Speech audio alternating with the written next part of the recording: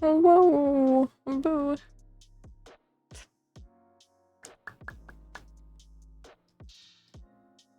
Hello, hello. Okay, cool. Okay.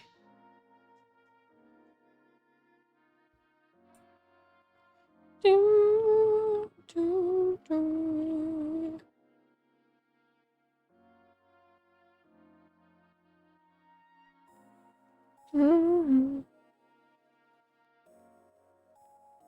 Oh, cool. Nazumi, thank you so much for the 18 months. And 18 months and that's a 17 month streak, I think? I'm not too sure. Thank you, that's crazy. Thank you. Almost 2 years, wow. Thank you very much. Okay, I need to make sure I have everything open already. I don't know why, but I feel like I'm forgetting something. But I don't know what it could be. Maybe I'm just a little bit overwhelmed. And that's the feeling. I'm not too sure. I was gonna play a scary game tonight, but that didn't work out. So I'm just gonna play Genshin, do the story quest, and I think tomorrow night I'm gonna play a scary game. So, yeah. I want to finish the story quest so badly. Oh my. I'm gonna try and finish it tonight, but I don't know if I'll be able to. But, yeah. Anyway.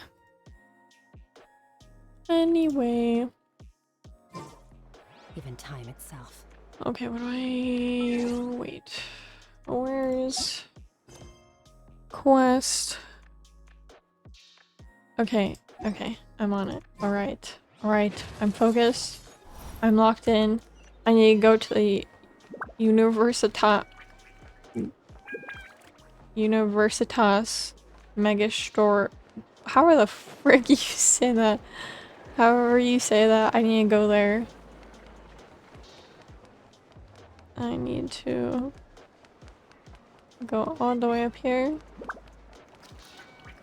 Oh, this is it. Oh, wait. Okay, yeah. I've been here. I don't know why it sounded different. And I was like, what is this? This is the Curatorium of Secrets. Or however you say it. Oh, so am I going to do more like eavesdropping on his like life? Begin ceremony set. Begin? Oh shit. Okay. Well, you know, let me sit up straight. Hopefully that's good enough. Oh, cool. I get Nefer as a trial character. Oh wait, I'm not ready. Is this Rhindaughter's doing? Universitas Magistrorum. Out of my way! Oh frick, wait.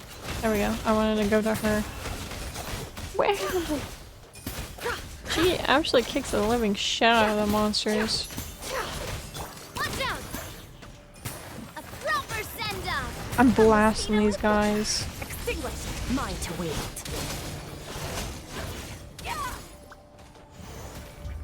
Okay. I didn't know a cutscene was gonna That reminds play. me of a rumor I once heard. Allegedly, the king installed secret mechanisms in the palace and around the city. No one knows where they are or what kind of power they hold. But if they were ever going to activate, it would probably be on a night like tonight. Help! Help! Hold on! Who's that person? Don't let them anywhere near you! Save me! I can't! Ah! That sounded like an explosion. So the rumor Oh, is whoa. true. What if it was a The king monster really that went through exploded with it. though? What other Or set off means the does king have explosion? at his disposal? They must run on power from the Abyss. And given it's a major center of Abyss research, anyone over at the Universitas will be in grave danger. I have to hurry!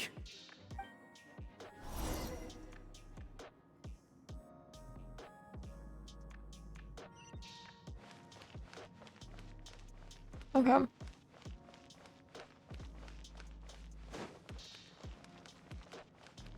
Well.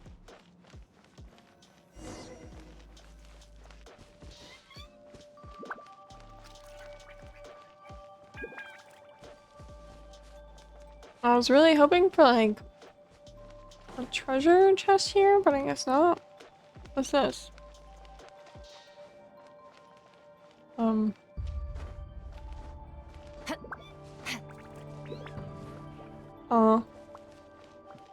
Oh, let me go over there. Wait, why are my people so low? I just noticed this. Did I really take that much damage?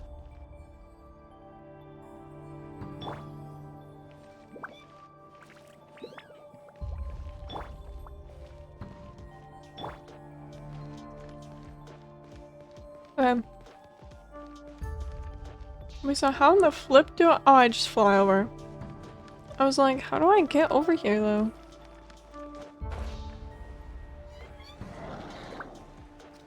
What? A dash of frosting. Goose on the loose. Watch out! Can't hide the truth. The mystery Whoa. unravels. Oh, he's done.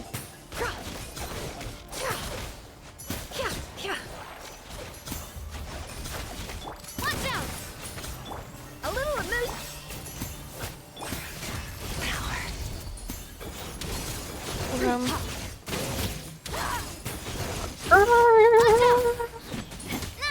There we go. Oh my goodness, there's more. Attack! A dash of frost. Let the world collide. A burst of flavor. Annihilate. Power.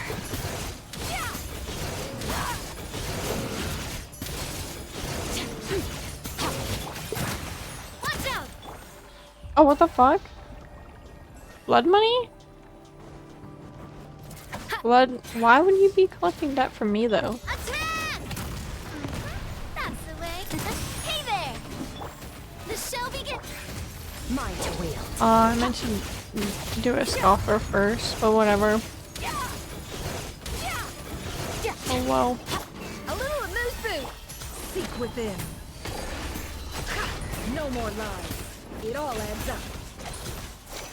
Watch out! Dang, okay. You're like one. Yes! Yes! Oh, and then there's a memory bubble up here. Okay, okay. Memory bubble. Monsters at the Universitas Magistrorum?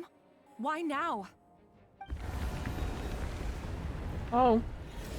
Oh no, they're coming. It's no use. The table won't hold out much longer. The weapons. Where are the weapons? Of course. All the lab equipment was upgraded after the inspection last week, but the new weapons haven't been allocated yet. I'm done for. Is anyone That there? sucks. I need Does her like her Crimson Moon blood come in and like save herself?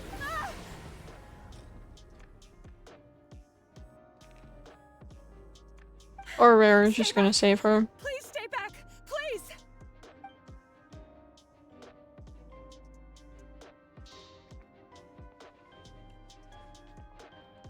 What was that?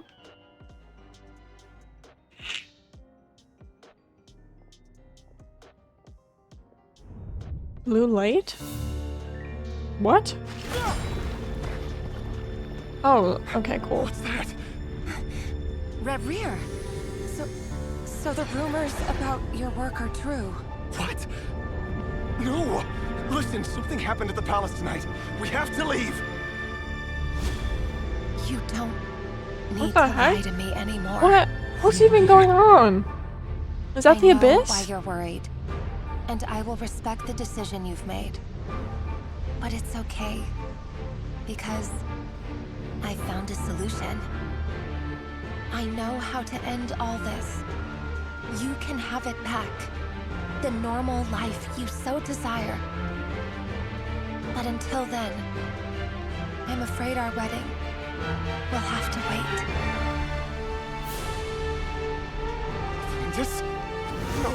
do it! Cylinders! She just fell into the abyss?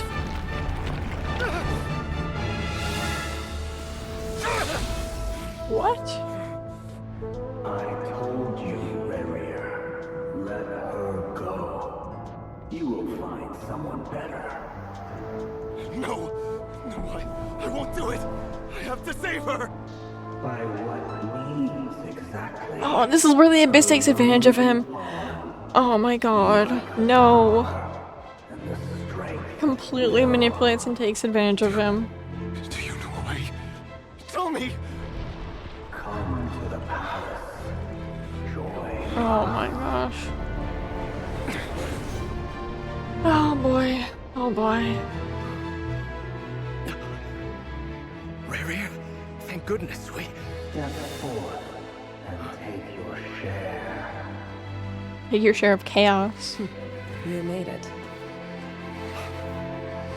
Not you too. What was that?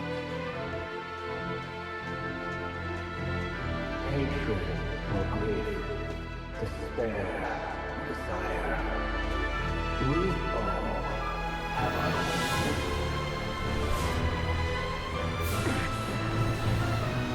our Rare's reason is, I must get stronger to save wifey. Rarier. Rarier.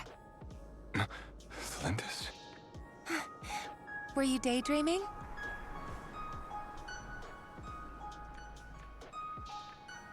You still remember, Rarier? That question you asked me a couple of weeks ago? Oh. You mean the proposal?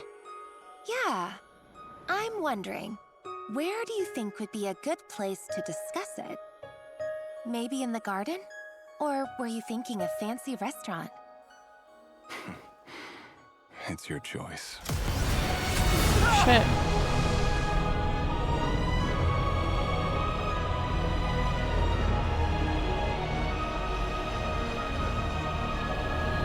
Man, why'd she jump into the abyss though? Why would she do that? This is when his hair turns white? And he becomes mad?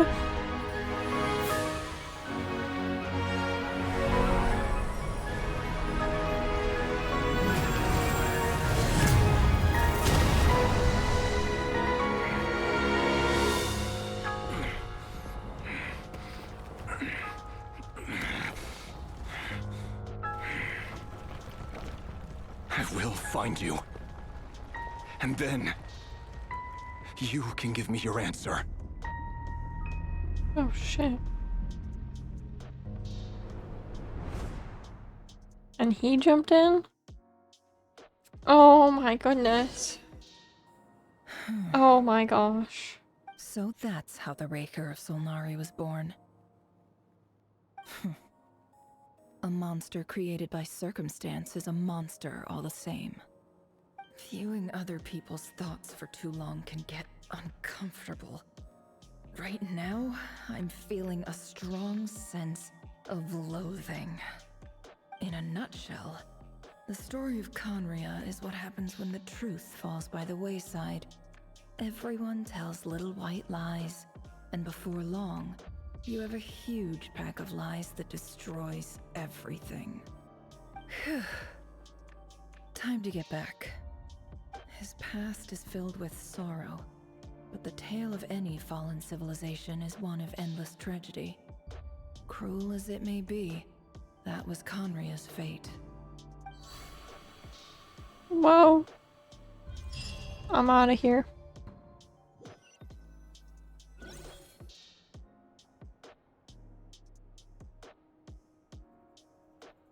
Okay.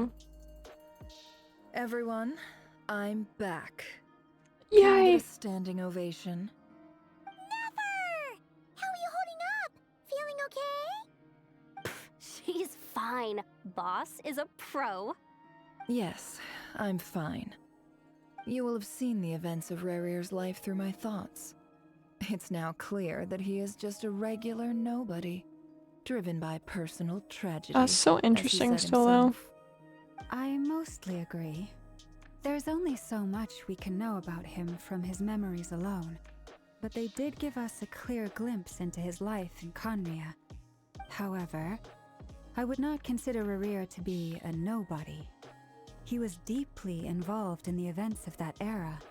Yet, when the catastrophe of a generation strikes, nobody is safe. Sounds to me like you're speaking in riddles again. Is this you urging me not to abandon the people of Nodcry in their hour of need? That's not what I meant. Although I do hope you choose to remain a part of the plan. Without you, the mission ahead will be all but impossible. Then try to remember that I respond better to the carrot than the stick. And I don't appreciate being bossed around. Now, as for you, Missy, you were excellent. You stuck to the rules of the Wait, ceremony who's she talking and kept to? your mouth shut the entire time. Bravo. Cool. So, can you fill me in on the deets now? Most of what I saw went right over my head.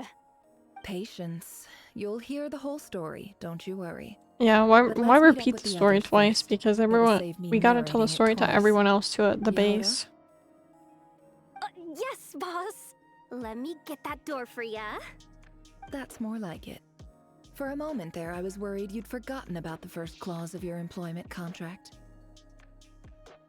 What is it? Forgive You need to my open the door? curiosity, but what does the first Yeah, clause what the say? heck? I wanna know. It says I gotta do the annoying stuff that boss is too lazy to do for herself.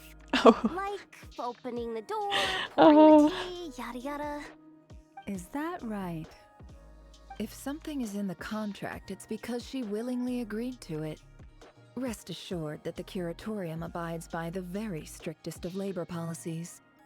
You don't seriously think I'm cruel enough to treat her like my slave? In any case, I've hardly shied away from my share of the work today. Hope I don't catch Flintz and Varka lounging Oh my about in their gosh. chairs, That's exactly what's enjoying gonna a happen, isn't leisurely it? cup of tea. There's nothing I dislike more than other people enjoying themselves while I'm hard at work. How come I have a feeling that's what's gonna happen? Like, I don't know. Oh no. Oh no, what? What's going on?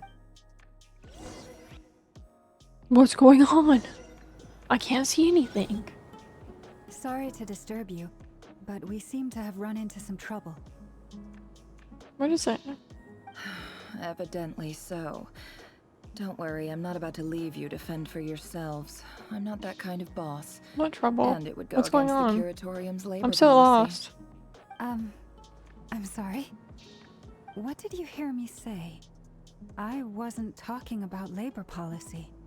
Wait, What's going on? how long have I been standing here? Not long. You just appeared by the door a moment ago.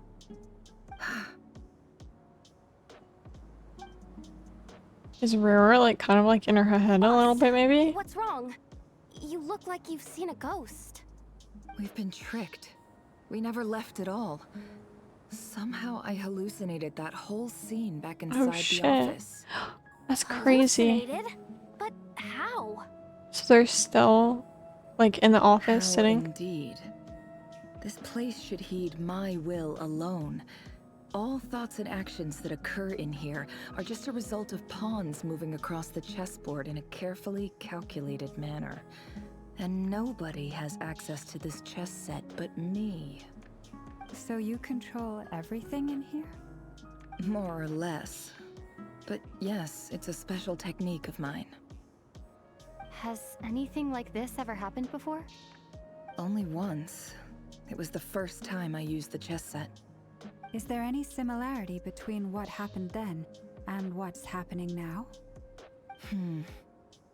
I suppose my thoughts are a little turbulent, which was also the case my first Oh. time. Is there anything I can do to help? The first clause of your contract clearly states that I only need your help with things that I'm too lazy to do myself. Meaning you're not feeling lazy right now? Thank goodness. Oh my gosh. Meaning this is not something Yehoda can help with. The chess set is a personal treasure that I alone understand. I must be the one to find our way out of here. Boss, It's fine. Really. Let me do something useful. Oh, listen to you. Whatever would I do without you, Yehoda? What? Really? Yes, really. Where would I ever find another employee as obedient and servile as you? God forbid anything ever happens to you. Okay. Well, anyway, I was thinking of fetching some water. Can we like even There's drink gotta be a water in source this around like here somewhere. I suggest brain everyone finds domain? someplace comfortable to take a rest. We gotta conserve our energy. Even though all this chess malarkey doesn't exist in a physical sense, mentally speaking, True, it's all true. real. And so is our tiredness and fatigue. You don't want to dismiss mental fatigue. Just because it isn't physical doesn't mean it's any less serious. But anyway, I got your backs, so don't worry about a thing. It kind of looks like Don't we're in I a have desert the though. Best employees. Jealous much? If we can find a suitable time, I'd love to borrow Yehoda for a day to help out at the Frost Moon Scions. Would you be amenable to that, Boss Nefer? Oh, Lauma. Have I ever told you just how pretty you are? Beauty runs from the tips of your antlers to the depths of your imagination. Time to rally, everyone. Follow me. As we continue our journey, the same rules will apply. That means stay focused and no talking no matter what we encounter. And don't disturb the chess pieces. You have my word that I will get us all out of here. Okay. Into the dungeon we go!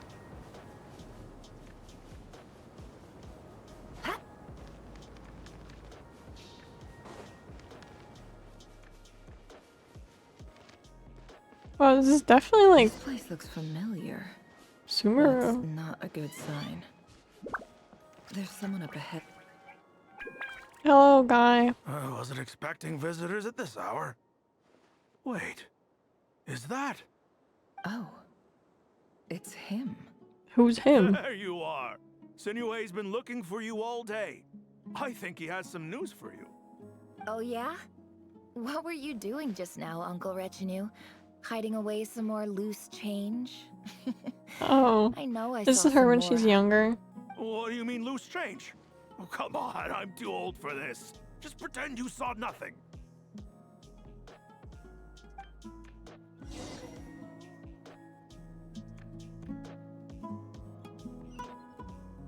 Oh, over here.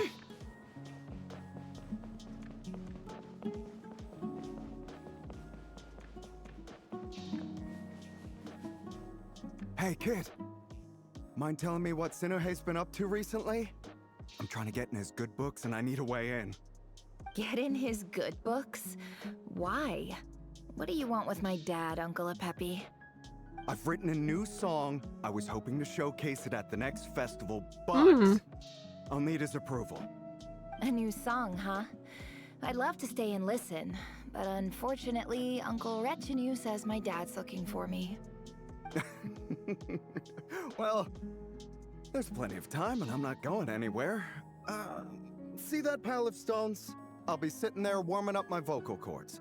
Come find me when you're done. Pile of stones. Got it.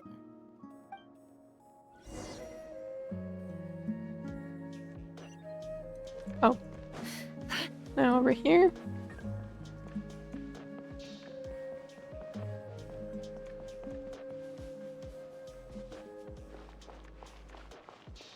Hi, Dad. Hello. Uncle Retinue said you were looking for me.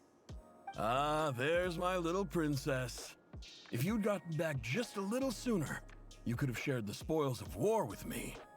Spoils of war? Who were you fighting against, Dad? It was just a figure of speech. The aftermath of a sandstorm is no time to be waging war. I was talking about our war against thirst. I went out to fix our water supply problem, and now I'm back. Which means... We have a well again! That's right. I found a new one and brought back as much water as I could carry. Oh wow. It should last us for a good while. If it wasn't for these blasted sandstorms, our wells wouldn't be caving in. And you wouldn't be spending all your time out searching for new water sources. As the chief of our tribe, I'm supposed to be leading us out of hardship and poverty, onto better things. You know how prosperous our ancestors were. I've told you all the stories. And look at us now, squeezed into these hovels. No one would choose this, if it wasn't for the endless wars over the years. But things are looking up. I started working with some folks from the academia a few months back. They gave me some contacts in return for my assistance in the desert. So you're the academia's helper now? Special ambassador, they call it. Think of it as a partnership. It's nothing bad, okay? We've been isolated here in the desert for too long. Seeking opportunities elsewhere is the best thing for us, and the fastest way to progress. So, do you get anything good out of being a special ambassador? Of course. My luck's improving all the time. One day, I swear I'm gonna lead us out of this place. We'll find somewhere new. Somewhere better. Man, does something sad happen to him? Oh boy, I'm kind of nervous.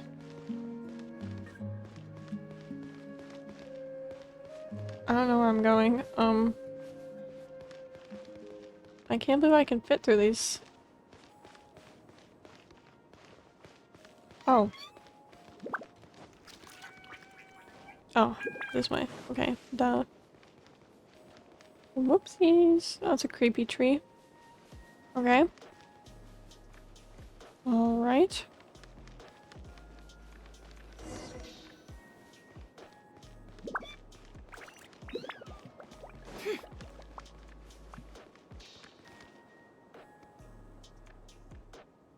That's our well, and you know it. You stole from us. Well, you've gone from chief to thief, and now you have to face the consequences. Who's this? Did you really think you could take our water without permission and get away with it? You're either brave, stupid, or both. And that special ambassador act? Yeah, nice try. We spoke to the academia. They said it was all news to them. You're a liar and a cheat. Oh my.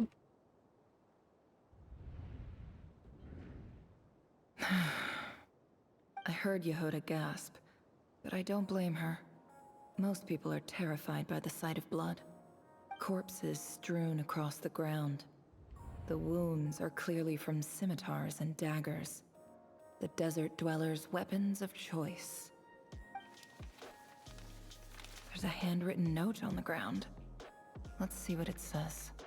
Halil, this is Sinuhe, chief of the Shimti tribe. Surely you remember me. I was the one who helped you and your colleagues avoid the quicksand in the desert. This is my second time writing to you. I assume my last letter must have gotten lost in the mail, as I didn't receive a reply.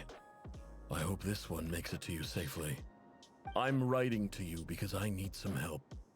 That sandstorm the other day completely blocked up our well, forcing me to look for another water source in Iab and Unut territory. It was a matter of survival. Praise the gods. The well of the Iab tribe was intact. It was my last resort. I drew what water I could and left, but not without being spotted. I fear they will retaliate. You told me to write to you if I ever needed help. You said you'd be my ally in the academia. I urgently need you to formally recognize my title of Special Ambassador and send some of your people to assist me for a few days. It's the only way I can convince them that this was the Academia's decision and prevent them from retaliating. I don't think this person got the Please the handwritten letter as soon as possible. Looks like this letter never got sent. Mm-hmm. The writer died a grisly death, and the letter was trampled into the ground. It's badly defaced. Some parts are barely legible.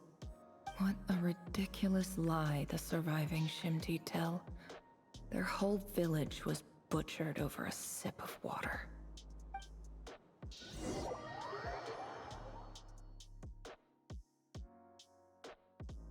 officer. Dang. Welcome to our humble village. I thought you would at least have the courtesy to provide some respectable libations. This is the finest wine our village has to offer. I promise. Seems kind of nasty.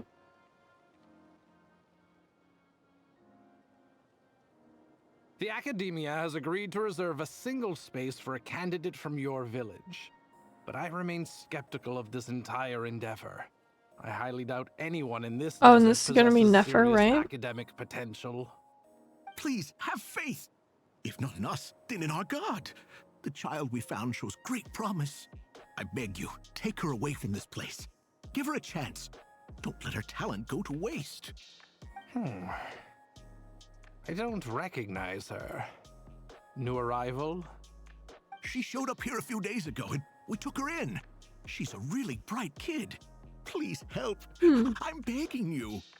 So, where are you from? Nowhere special. Just a sand dune. What about the rest of your family? How many of you are there? Just the one. It's only you? Correct. So, Oh. no brothers, no sisters? The rest of our No family got mother or slaughtered, so, father? Any who have slept on a bed of sand, I call my brothers and my sisters. Apart from that, I have no family. All right. Get over here. Sign your name on the form.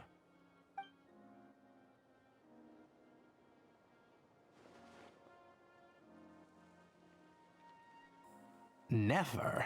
You're rather fair-skinned for a desert dweller.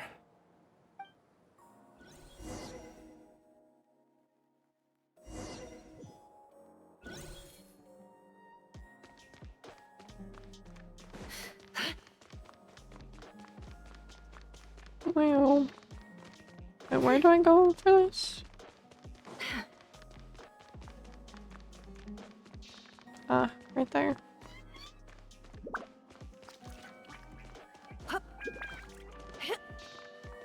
Hello.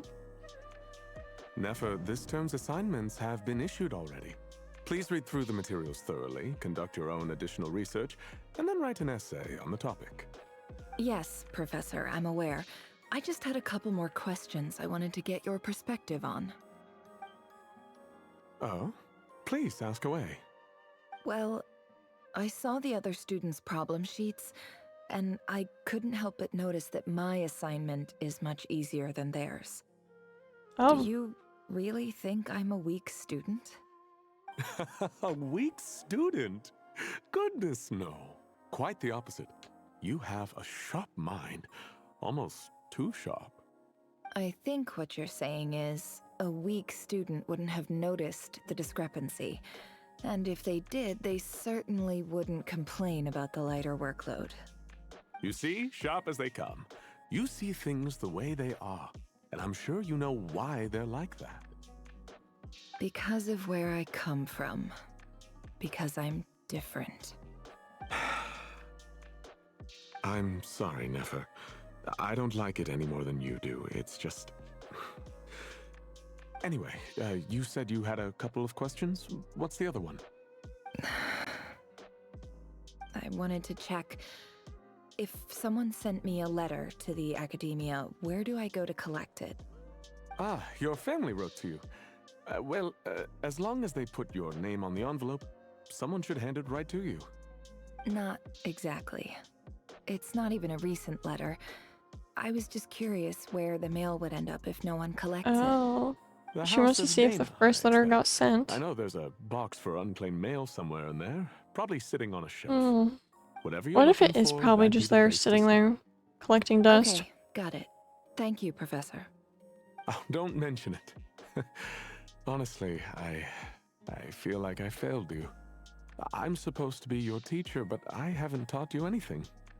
Hey, don't say that. You're a great teacher, and you do your best for all your students. But the rules are the rules. You're not allowed to teach students like Why me. not? I don't understand It's why not. not just the Academia either. The whole world bends over backwards for the successful and leaves the losers to suffer and die. Oh, my dear child. Don't tell me you've given up on life already. I haven't. I just think that if you want to make it in this world, you have to find a way to become successful.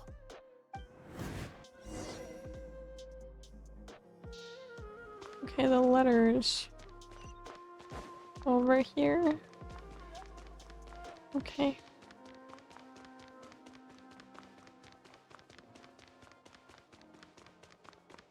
Oh, right over there? Oh, that little box? Oh. This must be it. A big cardboard box full of unclaimed mail. And probably some letters that ended up here by mistake, too. Let's take a look.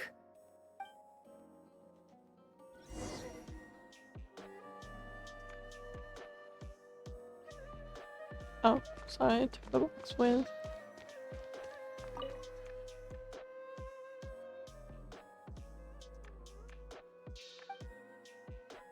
A dilapidation survey from Port Ormos. Looks like it's from a Core of 30 representative. What a strange thought.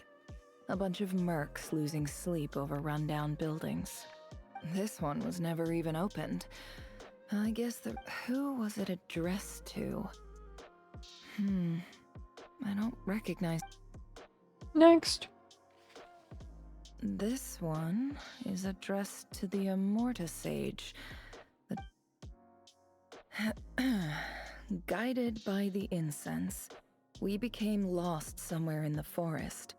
All the barriers between levels of consciousness disappeared as our minds soared around in circles, looking for a branch to seek refuge on. In clinical terms, these symptoms fit the description of incense poisoning. The Immorta Darshan strictly prohibits the use. For example, my neighbor who always breaks out into song and dance after using incense. This seems like something the academia would want to know about. Why wasn't it collected? Wait, what's this written on the back? It's so small. The note says, the sender authored this letter while under the influence of mushrooms. Oh. I would send it back, but no return address was provided. Stamped by the Grand Conservator of the House of Dana. Next. That's probably that one. Is addressed to Grand Sage Azar. Oh, is this one it actually? A few words of protest regarding recent changes in Sumeru's educational policy. In recent years, the academia has taken on a small number of students from the desert region, as per the policy to this effect. However, it appears to me that these students have not, in fact, been provided with educational opportunities that are, in any meaningful sense, equal to those enjoyed by their peers, as well as receiving dumbed-down assignments and perfunctory tutoring. They do not even have full access to the Akasha system. Education is the fundamental purpose of this institution, which should go without saying in a nation whose founding virtues are knowledge and wisdom. I ask you, is the lip service we pay to the policy of education for desert students truly the standard of pedagogy to which the academia aspires? As Grand Sage, policy decisions are your prerogative, but do not forget your roots. You and I were once students too, as was everyone else in this institution. I do hope you will give some serious attention to this matter. I encourage you to discuss issues like this with myself and others, and listen to some alternative opinions. Great letter. Shame it didn't get to where it needed to go. And the sender is... Huh? Sage Cyrus of Spontamod. I didn't realize anyone else even knew how bad students like me have it in this place. So this is where letters from the Sage of Spontamod end up? Nice one, Grand Sage. Really enlightened leadership. Whatever. This isn't what I came here for. Moving on. I think that one might be it. I'm not exactly holding out hope that a letter sent from the desert would even make it here. But if it did, where else would it end up if not in this box? I can't believe how much discarded mail there is. Must have been years since someone last went through it all. And this is just one box. The whole house of Dana is boxes on shelves. I don't believe for 1 second that any human being has sat down and read through all the documents in this place. Who has that much free time on their hands? This one definitely looks like it. Wait, could It this looks be it? like scribbled and like spilled on and messed up a little bit. Let's read it. Least fancy envelope in the box ran in crude quality paper.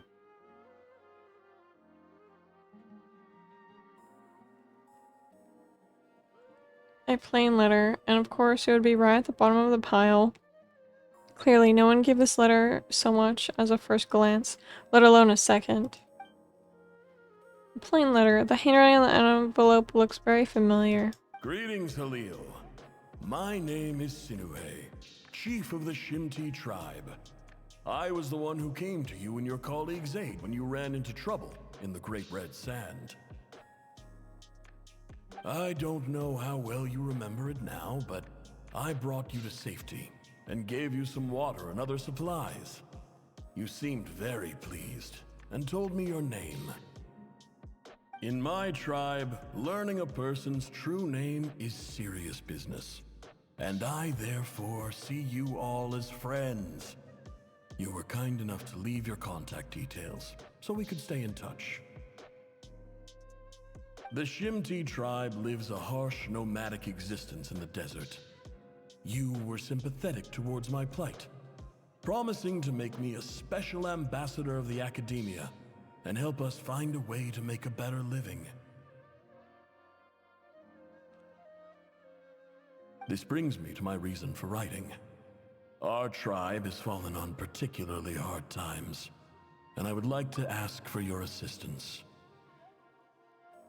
There was a terrible sandstorm a few days ago, which blocked up the well in our land.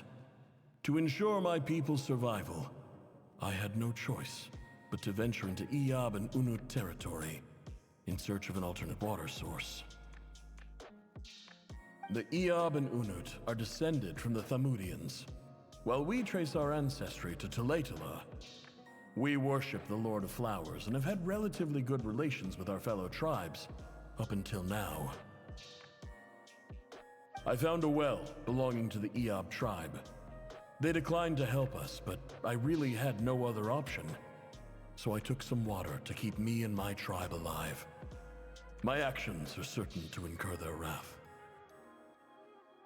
When we met, you assured me that you would be my ally in the academia. I would like to take you up on that offer, because I really need your help. And that's sad. I It wonder never if you could happened send at an all. academia In representative fact, the to meet with entire, me. everyone got slaughtered in that aside, tribe. The last time you were here, you mentioned that the academia had started accepting students from the desert. And I told you a little about my daughter, Nefer. We have next to no resources here in the desert, and my power and influence are limited. Would you consider enrolling my daughter at the academia? She is a smart girl. I know she won't disappoint you. Aww. From the outset, the academia never took you seriously. Those things they promised were just empty words. I doubt they even remember the name Sinuhe. And you were so emphatic that your luck had finally changed for the better. You swore you'd lead us to a better place one day. You spoke with such conviction, like you were the most powerful chief in the whole desert. You liar. You lied about everything. You promised the world and delivered on none of it. And who fell for it? Just me, by the looks of it.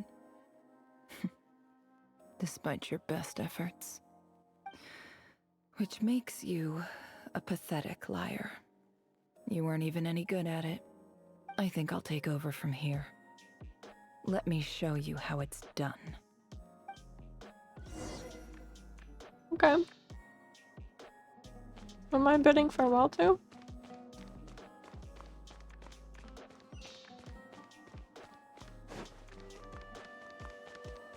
Oops.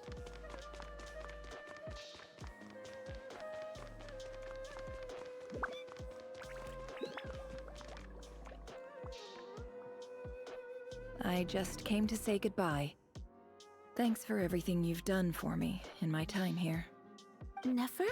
You packed your bags. Where are you going? I'm quitting. Something's come up in my hometown. Gonna head back and deal with it. Huh? But this was a hard-won opportunity for you.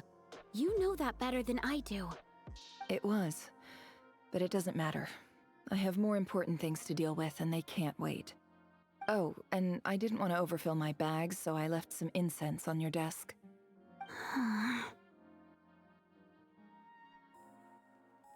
What's wrong? I thought you liked incense. Although, I did read somewhere in the House of Dana that it has hallucinogenic effects. Don't use it all at once, alright? Isn't this the stuff you brought from your hometown? You're just letting me have it? But you said it's a rare and valuable commodity. Yeah, about that. I lied. It's not rare at all. There's this bunch of ruins near my hometown that are practically overgrown with this plant. It's not worth much. Keep it. It's fine. Never. Alright, that's all from me. You take care.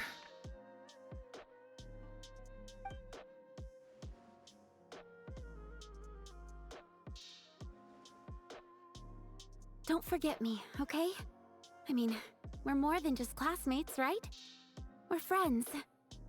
Yeah, I'll remember you. I lied again. That incense is worth a fortune, and it's a rare find even in those ruins. Damn. And as She's for just remembering lying. her, I have far too much to do when I get back. No time to reminisce. I'll be lucky if I even make it through this alive. But either way, I expect I'll forget you pretty quickly. Dang.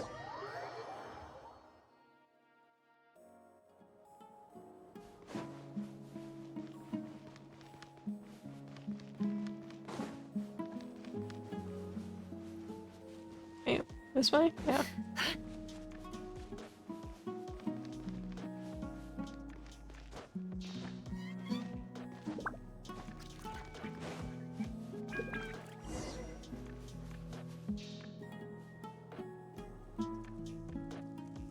Oh, is she like trying to get some revenge or something?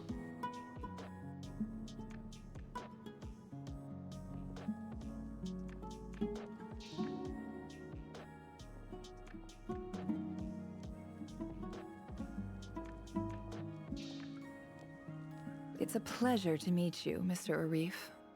So, what does the Academia want? Since they've sent their special ambassador, I assume there's a big business deal to be made. If not, I'd be very disappointed. Please, sir, lower your blade. You're lucky I'm the one they sent. Not all special ambassadors share my admiration for the Iab people. The ever-shifting balance of power in the desert reduced the once great civilizations of this region to rubble and sand. But the story of the Iab has a very different trajectory. Others grew weak, but you grew strong, beginning in obscurity and moving to prosperity. You're the only ones who defied the trend. Huh. So, you do know who you're dealing with? This well is the perfect symbol of your strength, is it not? It used to belong to the Unut, but it looks like you have control over it now. You're not wrong. But I'm sure you didn't come all this way just to flatter us. Of course not. I came to bring you some very good news. Some information that recently came to light, which might just be your ticket to freedom. Records uncovered by the Vahumana Darshan show that a certain well currently under Iab control is built on top of some ancient ruins. These ruins are of great archaeological interest to the Academia. I checked the map carefully on my way over here, and I'm confident that this is the well in question. The Academia is offering 50 million mora in return for excavation rights. 50 million? No, wait. If these ruins are as important as you say, 50 million's a little low, don't you think? Don't get greedy, Iab. We know far more than you think. We know that you seized this well by force. Wasn't that the first step in your rise to power? To drive all away the crossing their Unit and arms. steal their water supply? So what if it was?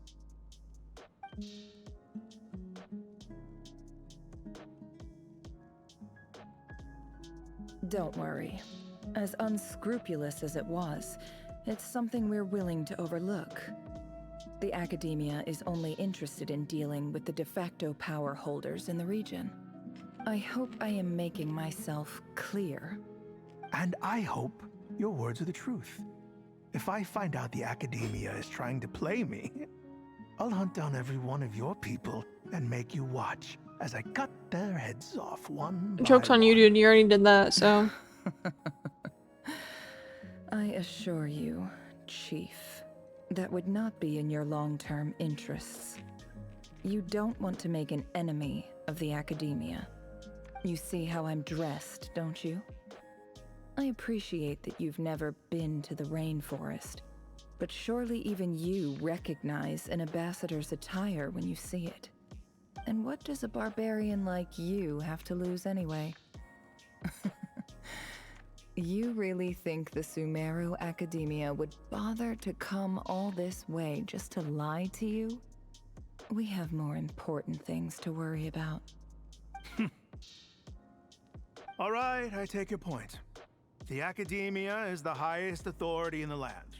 I'm sure you're trustworthy people. In that case, we have a deal. We will sell you the excavation rights. I'd like to thank you, Ambassador. This is good news indeed. Excellent news. In fact, it calls for a celebration.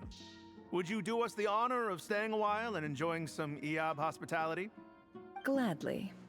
I am partial to wine myself, and I trust you are as well. So let's indulge in a few drinks together, in celebration of this momentous occasion.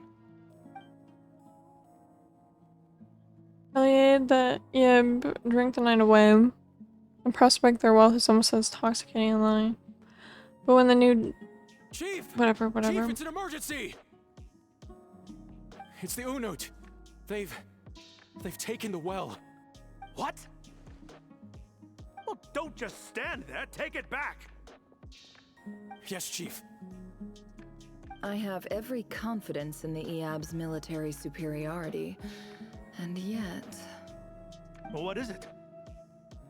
The Unut's response was alarmingly fast. The day after we reach a deal, they seize the well. This can't be a coincidence. Perhaps there is a traitor in your midst. I don't think so. I am obliged to remind you, Chief, that the Academia will only deal with the de facto power holders.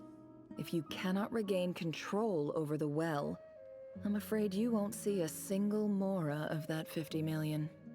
No! Please, Ambassador, just give me some time. I swear the Unut will not get away with this.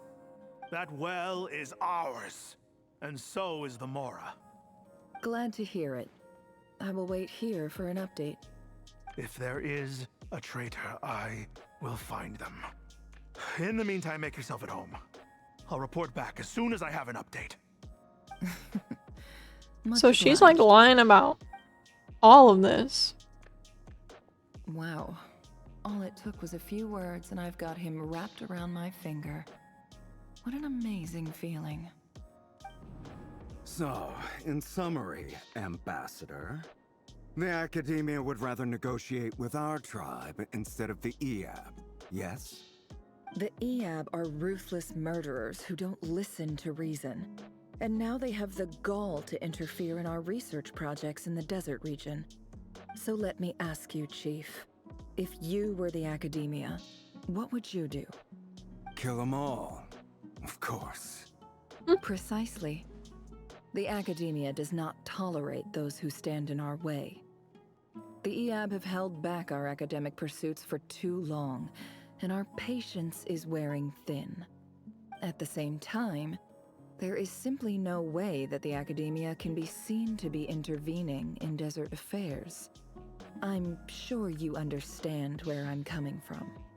We have our own rules out here. If the rainforest dwellers raised arms against a desert tribe, it'd start a bloody war. Right. We can't confront them ourselves, but we can support their enemies. The Unut have always had strained relations with the Eab, which makes you our natural allies. Natural allies. Weren't the Eab your allies once? You were quick to send them after us to protect your interests back when we stole that water. And now look at you. You're at each other's throats. Let me be clear. The Academia wishes to collaborate with the legally recognized rulers of the desert in this matter. We are asking for excavation rights to that well, and our offer is 50 million mora. Say no more. I believe we have an understanding. Good. Then I suggest you get to work. Get us access to that well, and the mora's yours. You see, Dad? Lying is easy when you know how. People will believe anything. Either this is gonna go like pretty well or pretty bad for her, I feel.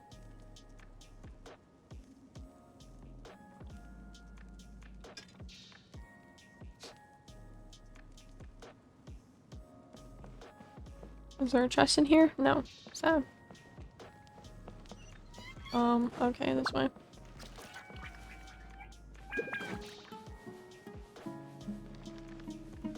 Wow. So windy.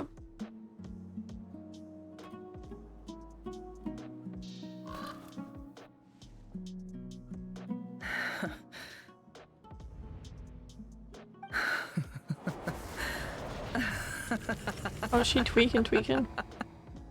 Look at yourselves. You may be vile, savage monsters, but your butchered bodies bleed like any others. You're no different. You're nothing special at all. The monsters who destroyed my home, they're just ordinary, petty human beings. What a joke.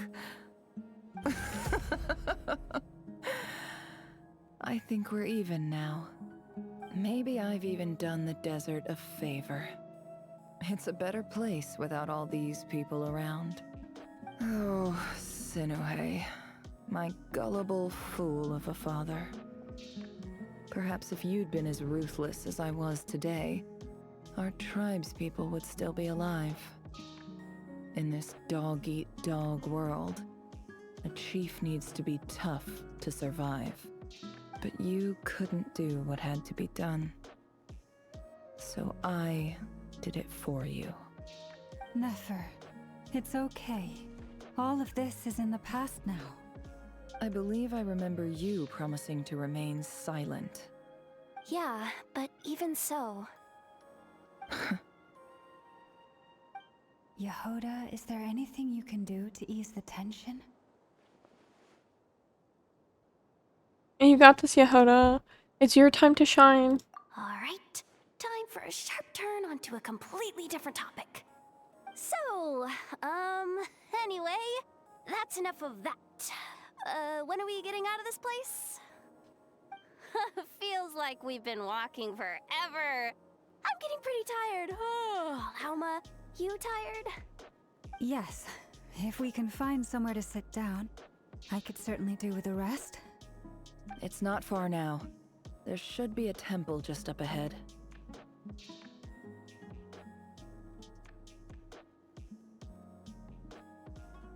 Is this situation about to reach a conclusion? Yes. Is there actually like the ruins up ahead maybe or something? A temple? That's where this story ends? I guess that's how things go in the desert. I've been to a similar place with a friend from the desert before. Desert dwellers can never escape their destiny. Or so everyone says. I never wanted to believe it, but looking back now, I'm as desert as they come. You mentioned a temple. What's waiting for us there? My biggest trade secret of all. Oh shit, wow. Then I'm guessing it's where you got your power from. The Nadia? power to peer into other people's minds. I didn't know you were clued up on any other religions. I'm no expert in the history of Sumeru, but since you come from the desert, I would imagine it has something to do with King Deshret. And the 7 pillars who served him. There are major figures in the desert belief system too. Sounds impressive. I have some friends with connections to this stuff. Specifically with Herman Ubis. I don't know if I said that right. Oh, I know who you mean. General Mahamatra Sino. The spirit of Hermanubis dwells within him. That's Boss Neff for ya. She knows everything. Sino's hardly a figure of obscurity, but I know about Sethos too. What about him? Is he a big deal or something? Well, he's not a small deal, let's put it that way. You sure know your stuff. Please, this is the bare bone basics. Save the flattery. Thanks for your patience, everyone. I'm sure it's been a lot to take in. With any luck, that's our exit just up ahead. Yeah, with another creepy tree.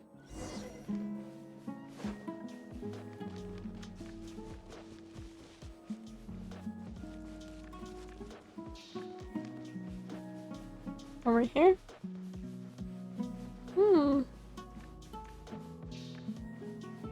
Oh, yeah.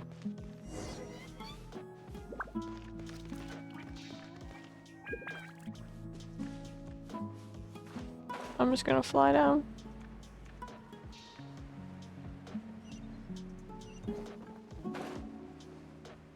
This is a huge temple.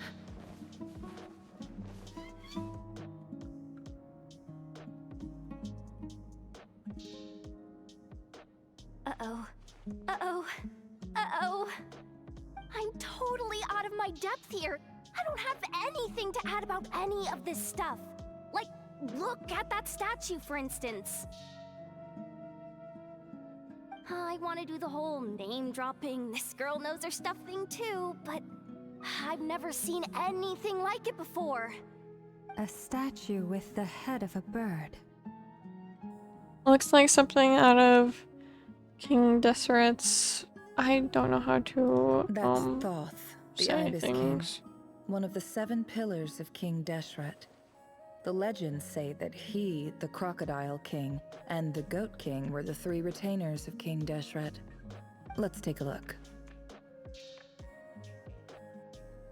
Okay, we're going in.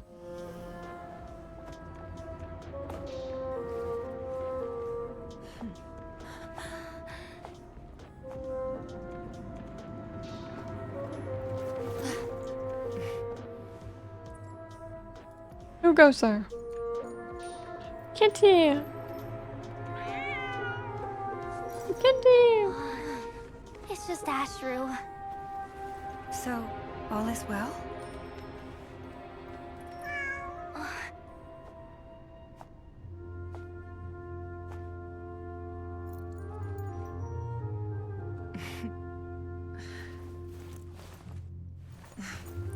Typically speaking, at this point, the world disintegrates.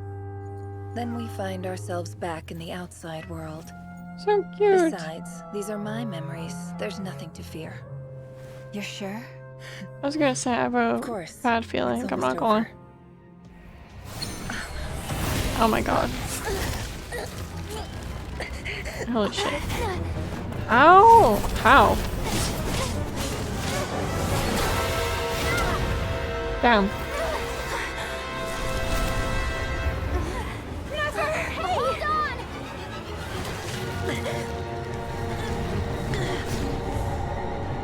Whoa. Knowing too much is always a death sentence. Speak for yourself. Oh my god.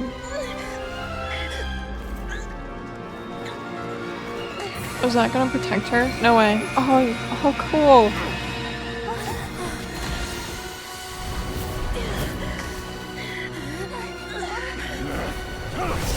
It was a one-time use?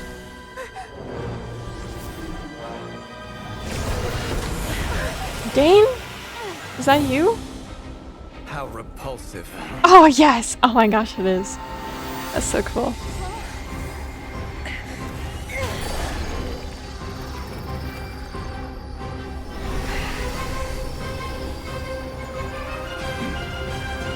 Is she like kind of trapped in there?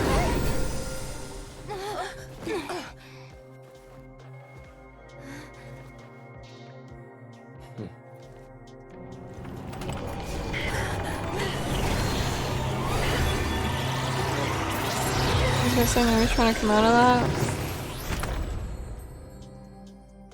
He's not gonna like being trapped in that chess set at all. I don't think he's gonna like that at all. Oh boy. Hey Prototype, how are you? Timed that pretty well, didn't I? You certainly did, thank you. It's okay.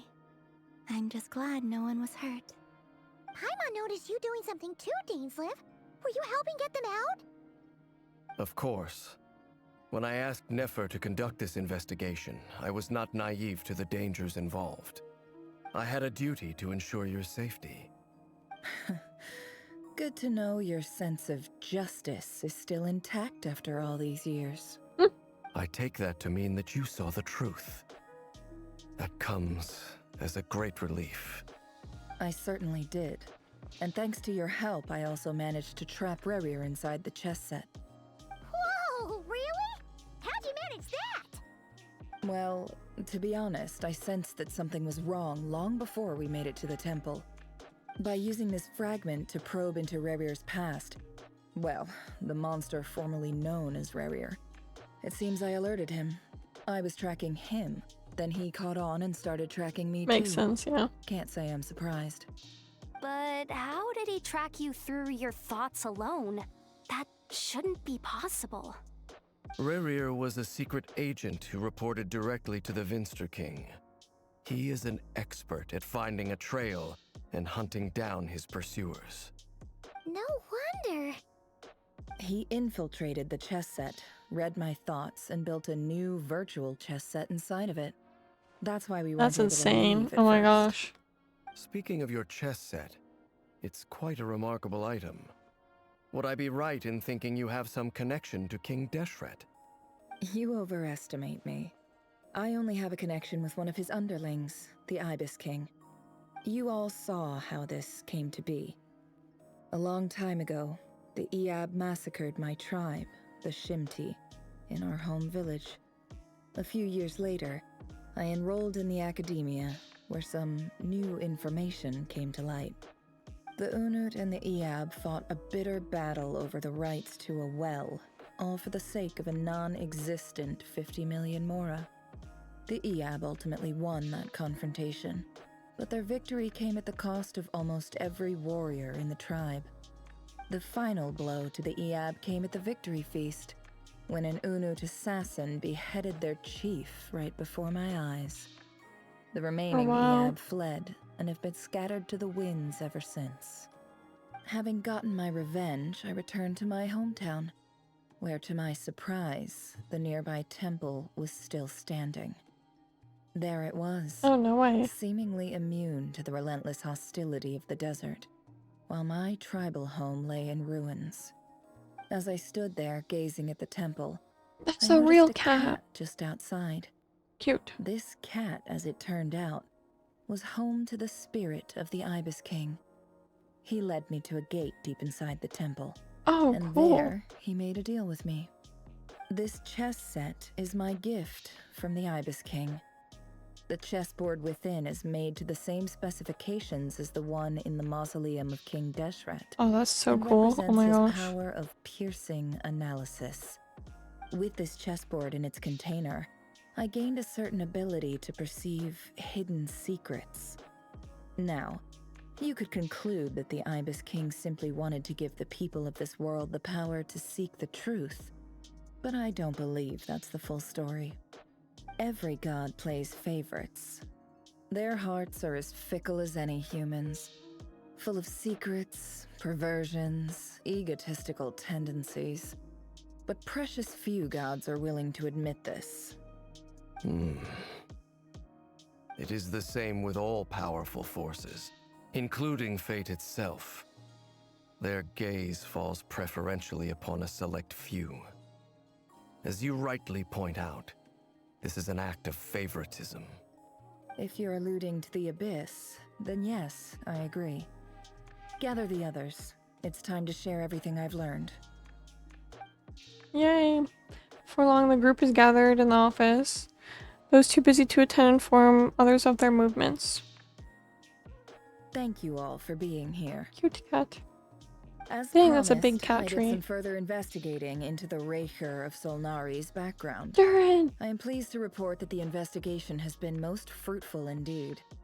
The Raker of Solnari, real name Rerir, was once a Conrian subject who served the Vinster King.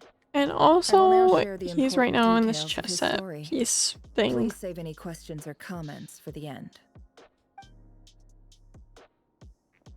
Nefer narrates Rare's backstory to the group.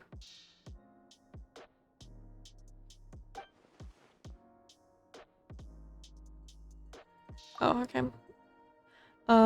At the Windsor King's BS, he gathered intelligence and assassinated descendants of the Crimson Moon dynasty. Unwilling to take down his beloved, I forget how to pronounce her name, Thelindis, who's secretly of Crimson Moon heritage, he got dragged into court politics. Ved's voice, which spoke to him of his fate, was like a reflection of the moon. Though he could disturb the waters to gain some temporary relief, he was powerless to erase it entirely. In contrast, Rarer's own life was like a reflection of a broken moon. Once the stormy winds of fate blew across the water's surface, it was utterly destroyed. Though Linda smuggled away a piece of the moon before disappearing through that mysterious portal, it was passed down through the ages, finally falling into the hands of the knave. But what lies on the other side of that portal? Is it really a whole other world? Yolonda's never had the chance to share what she found there. Neither did Rarer, who followed her in. So that's why he's so obsessed with the moon. I wonder if she's still alive somewhere. Surely, right? A tragic tale, to be sure. But it does not excuse his many transgressions. No matter how much Rerir suffered in the past, the fact remains that he is what we know today as the Wild Hunt, wreaking havoc upon innocent lives in Nodcry. He becomes more dangerous with each passing day. If left unchecked, it is simply a matter of time before all of Tevat suffers the consequences. This is a threat that the Knights of Favonius cannot ignore. A question for Miss Columbina. Forgive me if this is presumptuous, but have you ever seen the spatial gateway that appeared in Rerir's memory? Never. But I have heard stories of something called the Moon Gate, and this Oh, seems to fit the cool. description. Miss Lauma, any thoughts on this? In the lore of the Frost Moon Scions, the moon is believed to hold many secrets. Some sources speak of ancient knowledge, others of a gateway to the unknown. The term Moon Gate is one I have heard before. But as is the case with all of our legends, there are no records of any first-hand witnesses. we cannot know whether it truly exists. Then back to Miss Columbina. As a moon goddess yourself, do you have some idea of where the moon gate leads to? Not at this stage, sorry. I do hold the power of the Frost Moon, and my strength is recovering well. I can sense that the gate would open at my command, but... But there's more to the power of the Frost Moon than that? Yes. A moon goddess has the right to open the moon gate, since it is a path to the moon. But as Nefer mentioned, holding open a spatial gateway takes a huge amount of power. And right now, I need to conserve my energy to fight the Ray Hero Solnari. I'm afraid this is one mystery we may have to leave unsolved for now. I agree. Better to save your strength. But if you'll humor me for a moment, I have a bold conjecture of my own regarding the world beyond the gateway. What does he think? I highly suspect that neither Tholindis nor Rerir made it through unscathed. The evidence pointing to this is the fact that the Ray Hero of Solnari exists in the form of countless fragments. With the abyssal power he wields, no Hodo's just ordinary playing with the foe can cat. touch That's him, so cute. let alone tear him to shreds. And yet, the wild hunt proliferates wherever his scattered fragments lie, drawing hordes of monsters to many different locations across the land. So your theory is that Rerir was physically torn to shreds by some powerful force? Hence, why the Wild Hunt is a distributed phenomenon, rather than a unified one? Makes sense to me. Explains why the Wild Hunt is so pervasive, and why he's been trying to piece himself back together. He was whole to begin with, and he wants to be whole again. Without the power of the Abyss on his side, he almost certainly would have perished the moment he was torn apart.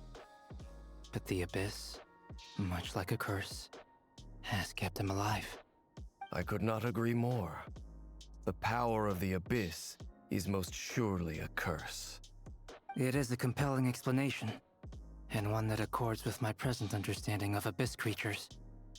Whether the life form in question is primitive or advanced, if a curse has extended its lifespan unnaturally, it will continue to survive in spite of everything. This raises some interesting questions. I will run some experiments and see if there is any validity to my suspicions. That being said, regardless of whether my research bears fruit, I would like to thank Miss Nefer for conducting such a thorough investigation. Already, it has greatly enriched my understanding of the entity we face. My pleasure, Mr. Albedo. I too hope that the information I have shared today proves useful as we look to formulate the next stage of our plan. Tell everyone that he's stuck in the chess set? You look really upset! It's just... when I think of the man I once knew as Rerir, I struggle to understand why things had to turn out like this. The two of you used to be friends, didn't you? I don't know if these words will bring any comfort, but my heart goes out to you. Mine too. We can never know all the hows and whys of the way things are. The moon and stars are full of untold secrets and lies, and the skies are host to many more mysteries than these alone. Yet, none of that can begin to compare with the complexity of human life. Those are the first comforting words I've heard in a long time. Thank you both. Well, I think this is a good place to end today's meeting. I'm sure Nefer needs some time to recover. She's been through an awful lot today. That's very thoughtful of you, Lama. Of course. Sounds good to me. Take some time to rest and digest before we reconvene to nail down a plan. Okay. Back at the hotel, you sit with Paimon for a while and discuss what lies ahead. Hey, is this a bad time? Hope I didn't kill the conversation. Bread! Nice room. Oh, I'm not coming in, though. Why not? It's just a hotel room. If it's all the same, I'll just stay out here. I might not look the part, but I'm technically a knight. Barging into people's private quarters isn't the kind of thing we do.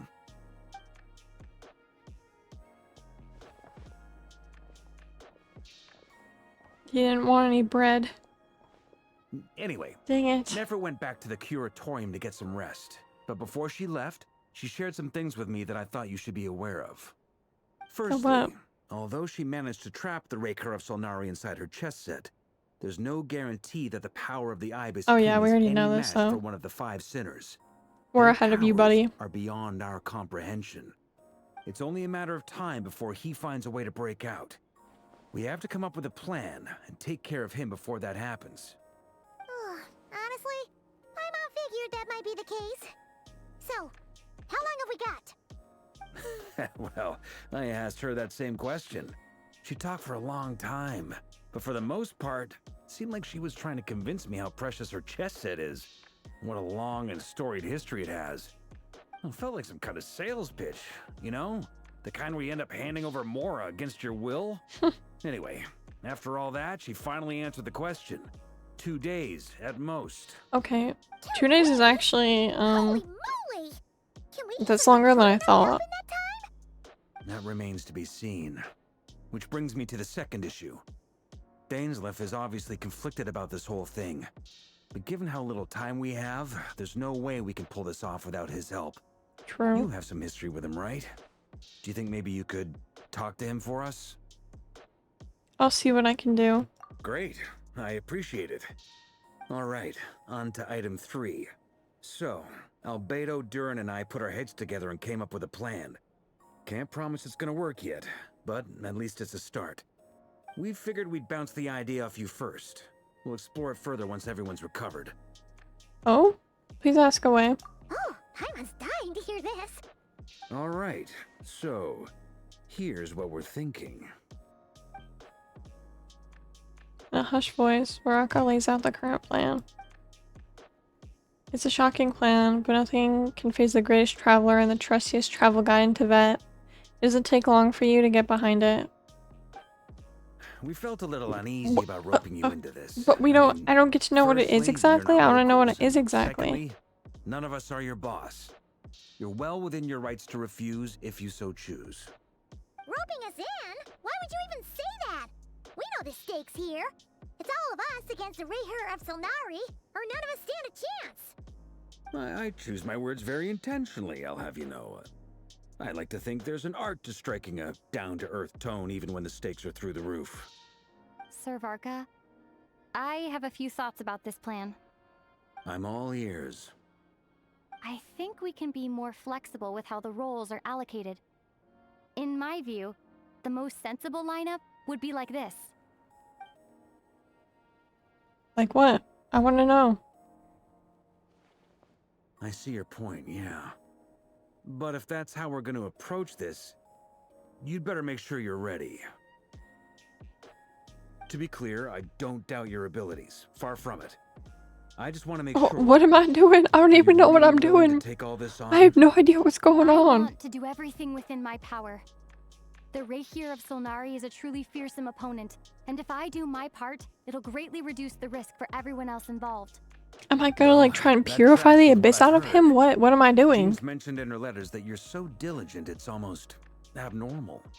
As in, most people weigh up the risks and rewards in situations like this. But you seem to just march towards danger without a moment's hesitation. Of course, everyone appreciates a fearless pioneer. But all that aside, I'm the Grand Master of the Knights of Favonius, and you're our honorary knight. I want to make sure your courage doesn't come at the expense of your safety. Thank you, Sir Varka. I should be the one thanking you. It means a lot to have you on board. I'll give some serious thought to your suggestions. Baraka gives a very knightly bow and says he'll see you at the hotel again later. He's arranged for everyone to meet and finalize the plan of action. In an effort to lighten the mood, he booked out a hotel for this meeting, so you could all chat over a drink. That's nice. As the moon rises in the sky, you and Paimon leave your room, discussing whether Paimon has any other options than fruit juice. Everyone is already there waiting for you, but chatting and smiling. Clearly the rest has done them good. As well as the existing crew, some unexpected help has arrived. Ooh. Still, you remain conscious of the fact that the future of Nodkarai Rest on what is decided tonight. So many lives are at stake. You may never meet most of them, but whether they know it or not, all of them are counting on you.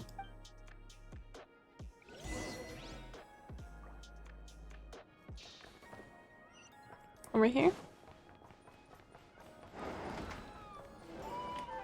Oh, we rented. Whoa, we got the whole place rented out. Okay. Okay. This wow. is a thorough plan, but I do have one last question before we take action. How can we be sure that our enemy won't leave the designated area? Great question. Albedo's been hard at work analyzing Rarer and the Wild Hunt's behavioral patterns. His conclusions are as follows. Firstly, from the earliest known confrontation until now, Rarer has never displayed any ability to manipulate the dimension of space. So it's unlikely he has any power in that domain. Are we gonna Secondly, he seems to have a particularly strong vendetta against our group. If we put him in a fight-or-flight situation, he'll choose to fight every time. Thirdly, finally, and most importantly, he is consumed by hatred, both for the moon and for his enemies. Turns out, we tick both of those boxes. We have a reincarnated moon in our ranks, and a spy who accessed his private memories without permission. He'll be baying for blood, not looking to escape.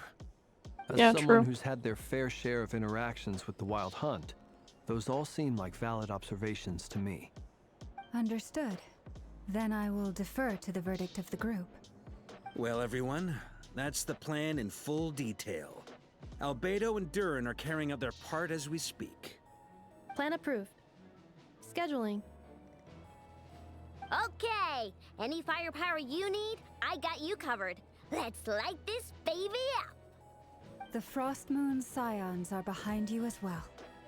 And the rest of you?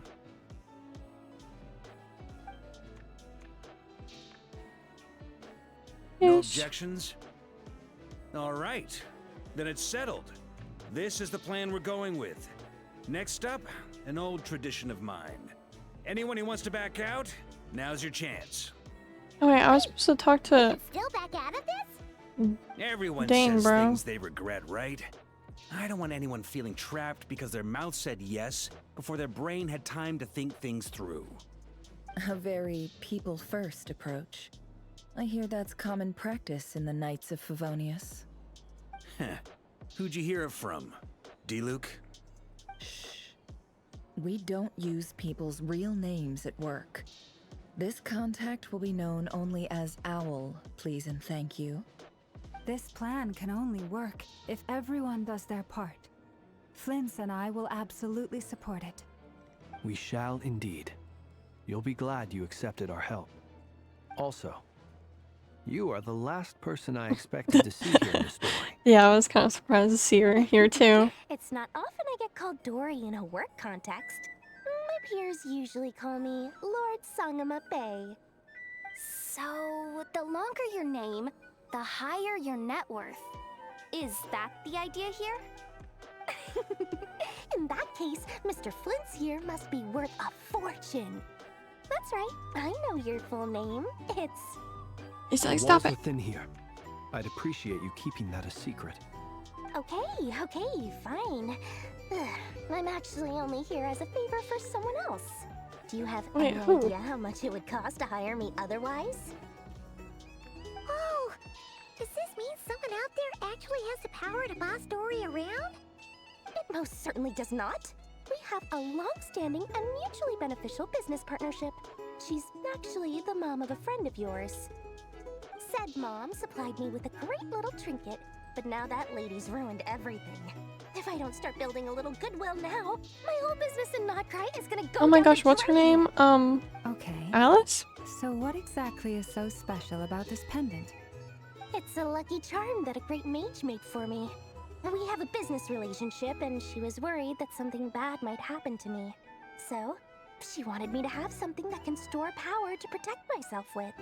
I finally got it all fully charged up with Kovaki, and then never went and used it all up at once! Never lost so big in my life! You're right. It was all my fault. I didn't mean to drain all the Kuvaki in the pendant, but I'll make it up to you. You will? Well, in that case, how about you give me your chess I set? don't think you and want we call that. it even. I knew you'd say that. Well, it's yours if you want it. In fact, take it now, and I'll even throw in a free Raker of Solnari. Deal? You're putting me in a difficult position here. It's a very useful thing to have around, but I have a funny feeling it won't be around much longer. It's gonna be destroyed, isn't it? Because Rura's gonna be so upset. Hey, don't be so pessimistic. See this through and you never know. You might find a new business opportunity on the other side. With an action plan in place, everyone chats among themselves, going their separate ways, blah blah blah. You and Pokemon decide to check in at each stage to see how preparations are going. Okay. Look for Dory. Hello, Dory. Dory! How are things going? Feeling ready? Oh, I was born ready. We only have 2 days. You think Lord Sangamabe would let an opportunity like this slip by? Don't forget, when something's in high demand, the people with the goods on hand get to charge the highest price of all. Even higher than the sellers taking advance orders. Ta-da! See? It's right here. Oh, wow. It's so pretty. Did you make it? I had no idea you were so skilled with your hands. No, I have a supplier. We go way back, so he made me a very attractive offer. Aha! No wonder you were talking about Lucky Charms at the meeting. You've been getting Kave to make them for you. That's not the full story. It actually started a while back as a project between me and the Dendro Archon. Mage Alice once warned me that this world won't stay safe forever. There may come a day when everyone faces a great crisis. Oh. I passed this on to the Dendro Archon, and she secretly brought together a research team made up of Sumeru's top scholars to invent a technology that could keep people safe. I won't go into the details because it's all very complicated, but if you want to know more, you can ask the Dendro Archon about it sometime. Oh, cool. Anyway, point being, it was the Dendro Archon who asked Kave to build this little contraption. As one of the top Kashara War talents, he was the obvious choice. Took him long enough. He stressed over it for ages. Must have gone through at least a dozen designs before producing a final product. But that's Kave for you. Marak delivered it to me a couple of days ago, along with a letter from Kave. Could I ask why I'm sending this technology to you? And what's your proposed use case? Has it been approved by the relevant authorities? So nosy. My fault for sending him the research permit to begin with. Surely Nahida must have told him you were involved in this project. He was probably just nervous because you're always so secretive about your business. Could be, could be. Anyway, I just replied, let's hope there never has to be a use case, because it would involve grave danger. Fair enough. But it sounds like he was just being cautious. He probably felt responsible as the one who made it. Or maybe he was asking as a favor for his housemate. He's done that before. Not sure why, though. His housemate doesn't seem to really care that much about this kind of stuff. Either way, all's well that ends well. I'm just glad to finally have my hands on the product. I wouldn't want to be without it, given the potential dangers that lie ahead. Huh? What does that look mean? Paimon's just super surprised. This must be the first time we've ever seen you actually get serious about something. This is not the Lord Bay we're used to. Well, a long time ago, I made a promise to myself. I promised that I was gonna live every day of my life with a big beaming smile. Obviously, Mora plays a big part in that. But there are always gonna be times in life when you have to give something back. That could mean paying back a debt, returning a favor, or showing some kindness. Alice has been a huge help to me over the years. She was the first investor I ever had. And I want my investors to know that Lord Sangamabe is the best in the business. And more than that, no one knows what the future will bring. Whatever happens, I want to make sure the Dendro Archon and all of Sumeru is prepared to face whatever comes. So, back to the pendant. You never intended to ask for it back, did you? Oh, that? I was just making sure Nefer and I are square. Don't be thinking it was some sort of benevolent act. I'm no saint, so don't treat me like something I'm not. My priority is doing the business that I want to do. So long as my conscience lets me, but it usually does. That's the Lord Sangamabe business model. Alright, if you say so. I do say so, and that's the whole point. I'm a businesswoman.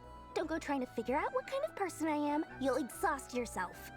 Much easier for everyone involved if you just take my word for it. Oh, and could you two help me get this stuff where it needs to be? Thanks so much. You're my favorite assistants.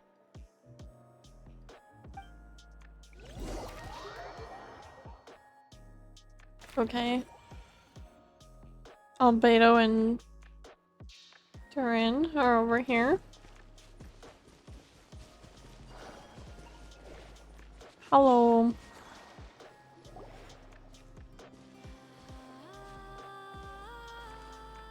Traveler, Paimon, it's good to see you.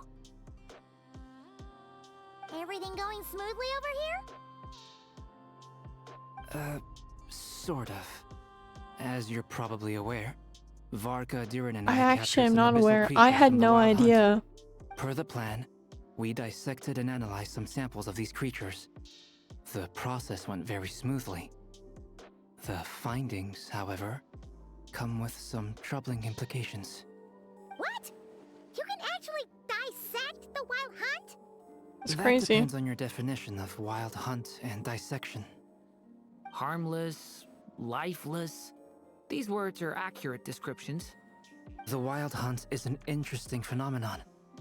In and of itself, it doesn't seem to possess anything akin to a human personality. But taken as a collective, the medium through which the Wild Hunt is summoned does appear to have a soul. Master griped a lot about the wise Horoptotire, and seemed somewhat fascinated with the foul Certology. But she barely mentioned Rerir at all. I don't think that was because of his lower social standing, though. Anyway, it's a pity. I should like to hear her thoughts on the nature of the lifeform he has become today. It's a strange mix. The furious energy of an abyssal being channeled through a fractured physical existence. A consequence of being torn apart by an unknown power. Perhaps the only explanation for his survival in this state is that he sacrificed a degree of individuality in exchange for a continued existence. Maybe. Oh, sorry. Once I get talking about interesting research, I have a tendency to go on indefinitely. Back to our research findings. Essentially, they confirm my hypothesis. Rerir's corpse is completely contaminated by the Abyss, and the effects are irreversible. You could think of this as Rerir in mutated form. But in my view, even that would be inaccurate. In reality, his whole being has been consumed by the Abyss. In other words, he is now nothing more than a manifestation of abyssal power. Unfortunately, at present, we have no means of completely eradicating abyssal power. Hence, we cannot fundamentally destroy the Rayhir of Solnari either. Oh, that's terrible news! So, that's it? We can't defeat him? Not even if we get the power of the Three Moons? Miss Columbina's situation is a difficult one. She can never achieve wholeness when the world does not accept her presence. It's as if her creator banished her to a place she can never be accepted. It means she spends most of her energy just on her own survival. Given the circumstances, it's only natural to despair. But we must see this plan through to the end. Time to kick off the backup plan. What backup plan? I'm not aware of this plan. I'm not aware of any of the plans. I want to know what the plan is. How wonderful. Well, thank you for making the trip. Durin and I will be heading off shortly. I'm sorry I won't be there to protect you in person this time. Please be careful. Oh, he's so sweet. We will. All right then. Stay safe.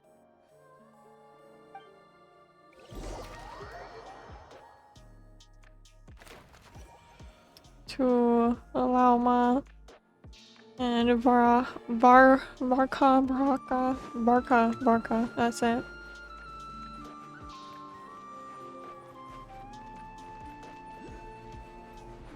Hello.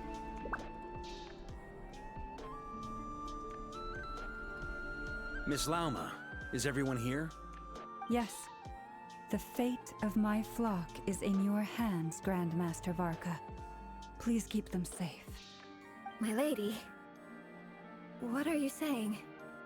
Within the next 24 hours, we will face the biggest crisis the world has ever seen.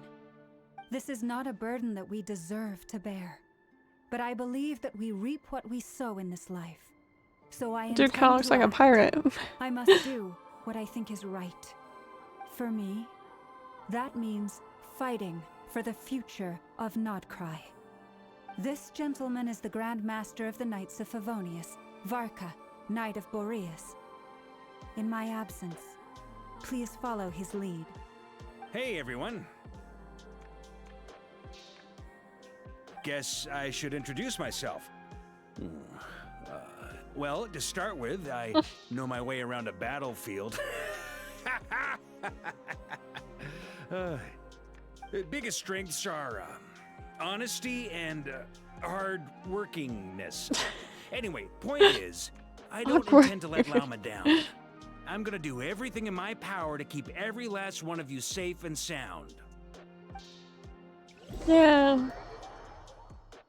Frostmoon Enclave with Dane and Columbina.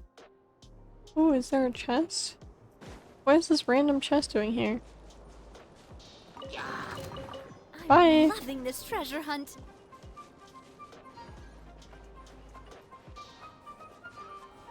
And then up here? Oh, okay. Something on your mind? Miss Columbina, was it? I believe that's how the others addressed you. That's right. Names are funny things. Have you always been called Dainsleif? Yes. I take it your own name has a more complicated history. I have a different relationship with names than other people. To be honest, I'm not even sure that Columbina is my name. At least, not in the same way that Dainsleif is yours.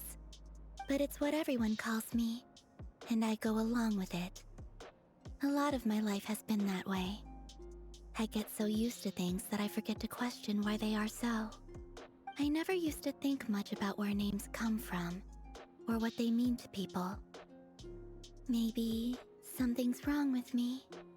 You're different from other people. I sensed it the first time we met. You're more perceptive than most. I'm sure your long life and rich range of experience explains that. Do you ever find yourself missing Conria, Mr. Dainsleif? Difficult to answer. I have dreamed of the past many, many times. Sometimes I'm fighting tooth and nail. Other times I'm lying on the ground, defeated. I don't recall any happy moments from that time. It has been too long. Is that because hatred survives longer than love and affection? That would not be for me to say. I make no excuses for the grudges I bear. But whatever the reason, I remember little that was beautiful or sentimental. Thank you for your help with the Rerir situation. Without your efforts, I never could have learned the hidden truth of his story. You're welcome. I know he's your friend. Friend? He betrayed me. And I never really understood what he was going through in life. Some friendship, that is. Okay. So, do you plan to fight him with us? You see, you're torn. Now you know what really happened. You see the things he's done in a new light. I need some time. Of course. I completely understand. Anyone else in your position would feel conflicted too. Actually, I went through something similar myself recently. Something happened that changed my perspective on a situation. A situation I took for granted at the time, but now I feel very grateful for it. You mean the Harbingers who still support you, even though you've left the Fatui? Yes. I always thought they were only helping me because Harbingers are forced to work together. But then I abandoned them. A warrant was even put out for my arrest. And even now, they still support me. Which means I was wrong about them all along. Clearly, they view you as a friend. I feel a little guilty now. I regret not seeing her help for what it was, and not treasuring it. I see the guilt that you're feeling now, because I feel it too. Hopefully, talking about it will do us both some good. Have you noticed that the Traveler and Paimon are over there? I think they've been listening. She knows. Shall we say hello? Sure. Hello. Hi, guys. Sorry. We were just concerned about you. I apologize for making you worry. No doubt you wish to know where I stand on the plan to take down the Recher of Solnari. I'm afraid I need a little time, but I will seriously consider joining you. You will? Oh, thank you so much! Everyone will be so grateful to hear that! They needn't be. This was something that I was going to have to face up to eventually. That doesn't matter to them. They're grateful to you regardless. You can't control their gratitude, so just accept it. And then, have a think about whether you're willing to join us.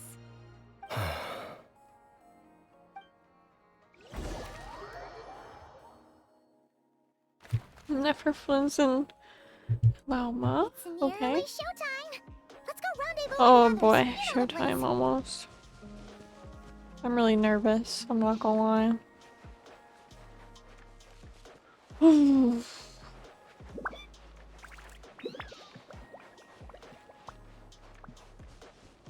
Hello. Boing, boing, boing. I'm so pumped I didn't get him. You're earlier than I expected. Hey, Flint's! Been waiting here long? Not too long. I came a little early so I'd have some time to think. Are you nervous about the battle? Quite the opposite. I'm reminiscing on my past battles. When I was awakened by the Radniki, I had not touched a weapon in many years.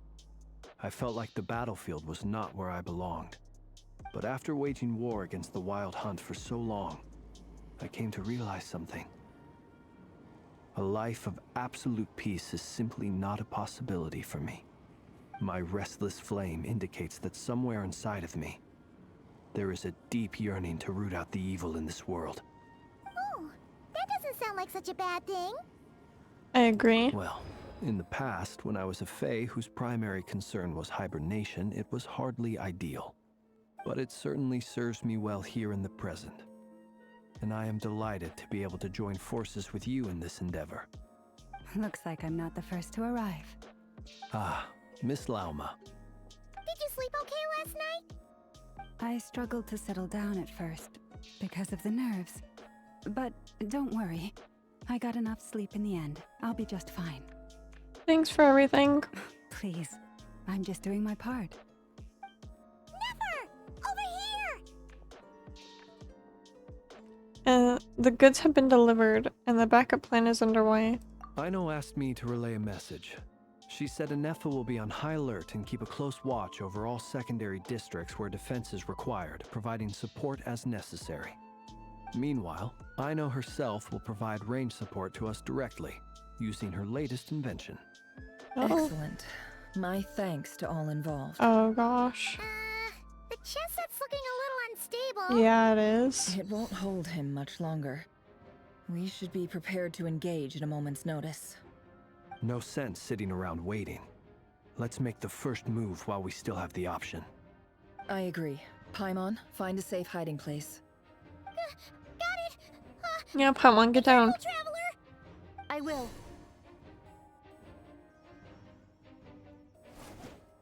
Oh boy. Okay. Everyone, take your positions as soon as the battle starts. Every ounce of strength we have in our bones, let us bring to this fight. Ready? Oh boy. Let's go. Are we gonna like slice it in half or what? I've seen all your futile ploys before. Oh. You have become the authors of your own demise. I wouldn't be so sure about that. You are merely a moment of sport before I tear down the moon. Wow. Whoa. Crazy. Oh shit, I need to fight him? Stay on your toes. Yep, you too. Oh, that's not very nice, bro. Leave. Moon is all futile. Can't hide the... It all adds up. That's not very nice. Let me help you guys.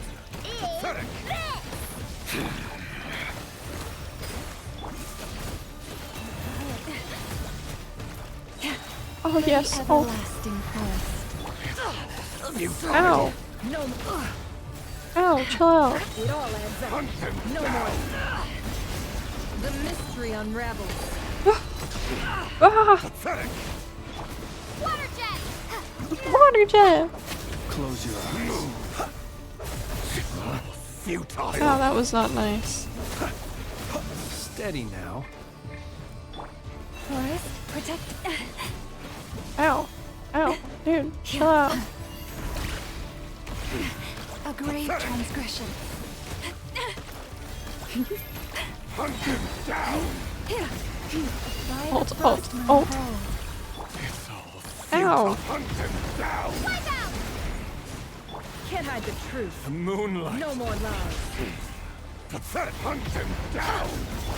You poor lost lamb. Oh gosh. Are you quite finished? Close your eyes. Do you fear the dark? Observe. Be silent. It all adds up. Can't hide the truth. Seek within. Move. Forest, protect us with one heart. Blast. No more lies. Stay your hand. Observe. It began with the moon. Oh, what the heck? And so shall I'm kinda it scared. end. The moon will protect you. Okay, where? Betrays you. Where's my moon? Ah! Where's the deer? Ah! Do you see now? Where's the deer?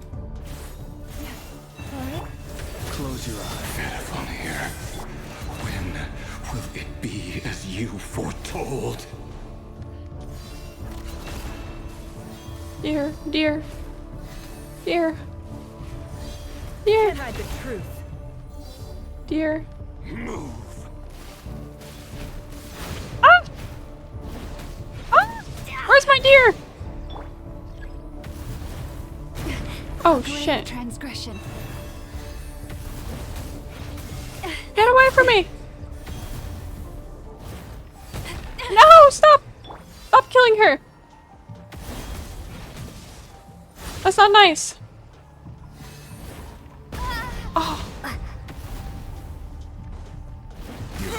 Stop it. Stop it. Here. Stop it.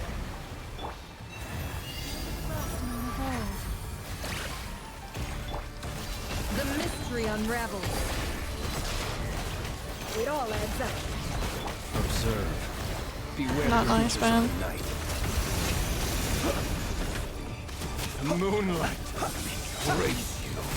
Fear the dark. The moon. Be silent. Futile, hunt them down! No more lies. With one heart, we pray. Leave this place. That's kind of funny. The deception ends here. Oh my god. I almost died. Observe and be silent. Night falls. The moonlight betrays you. Boris? Can't hide the truth. No more. Futile. Ouch.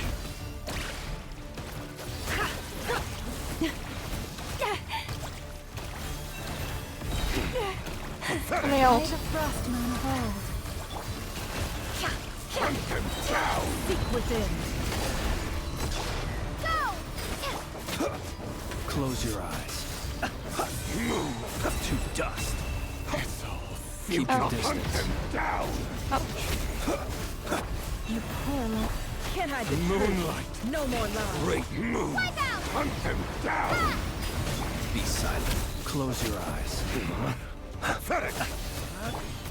With one heart, we pray. Forest, protect us. Futile! The mystery unravels. The moonlight betrays you. Observe. Night falls. Oh my gosh. Close your eyes. Fear the dark. Oh, he wasn't even in that, man. Game of heroics. Where'd he is go? over. Oh. Who Water wants to jet. go first? The moonlight betrays you. Oh gosh, what is he doing? Get out of my sight! No! Death is We've within been my separated. grasp. Oh god. Okay. I don't know if I can do Where are the this. others? Stuck outside the barrier. I guess he really doesn't like us. Oh my gosh. Chill out, man. Chill out. Knowing too much Oh. is always a death sentence. Be careful what you wish for.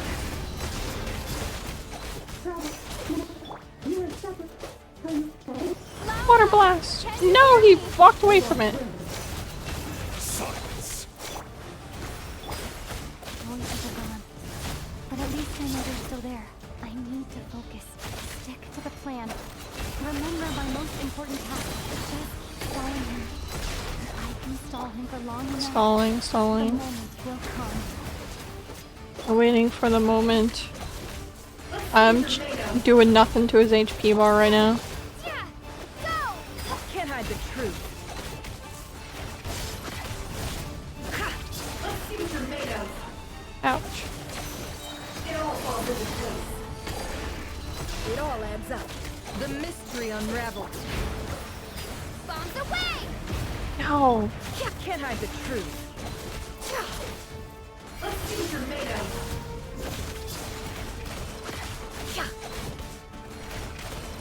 No more lies.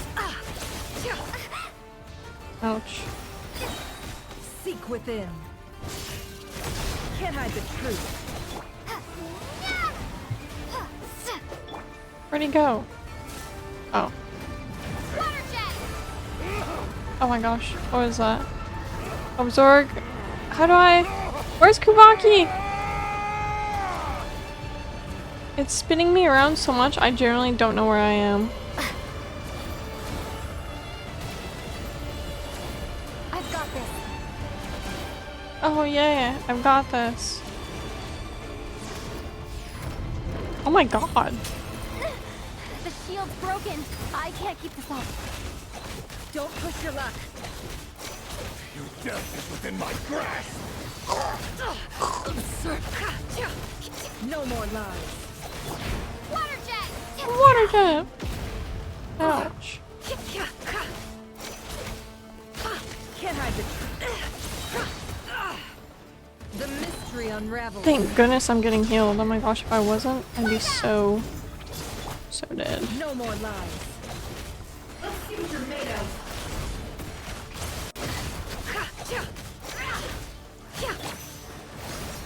No. It all adds up. That wasn't very nice. Bombs away! The deception ends here. Can't hide the truth.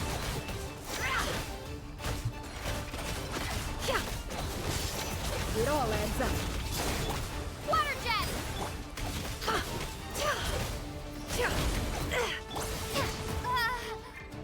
Ouch. Time to go clean. Wipe out! No more love. Time to go clean. Can't hide the truth. Oh my goodness.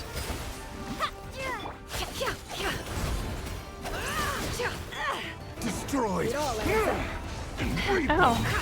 Seek within. Bombs away! Water jet!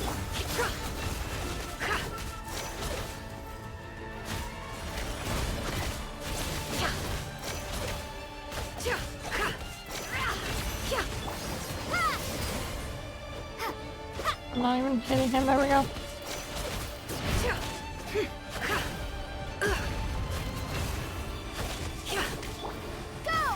Wait. Where is he? Oh great, he's doing stuff. Fuck you. Oh, I almost missed that. There's no other way. Why are we cursing?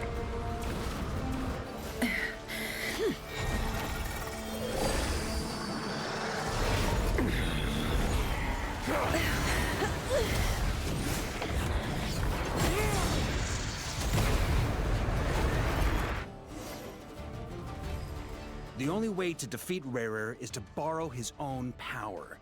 How are we going to do Will that? have to disappear while you two bear the brunt of his attacks. Oh. You have to hold on. What? Find a way to keep him focused on killing the two of you.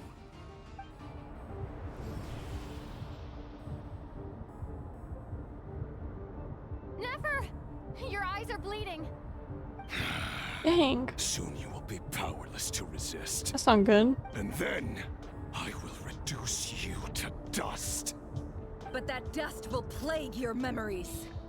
Come on. Keep holding on. Any other tricks up your sleeve? Let's see them.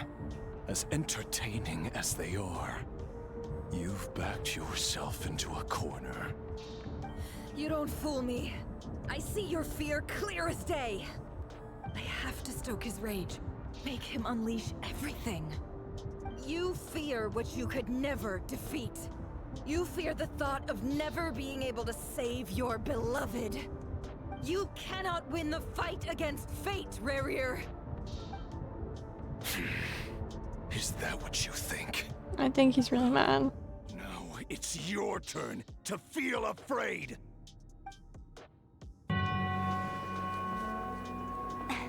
You fear the sound of your own name? Is it us you hate? Or is it what you've become? Let's see what becomes of you! I think he's definitely mad. Whoa!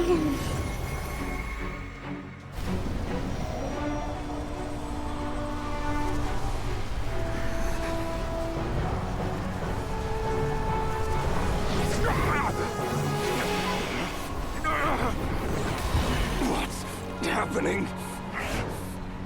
That power. I've seen it before.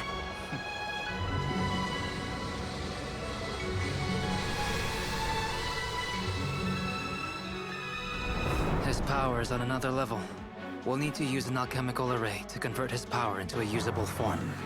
Then quickly channel it into Columbina, rendering her powerful enough to compete with him. Oh wow. I'll join you.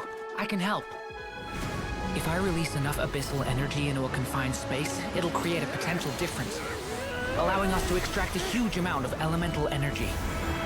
Next, I'll synchronize with everyone's minds using Pyro, then give you temporary access to their abilities and fields of view. But it won't last long. Oh wow. Can you see? Well enough.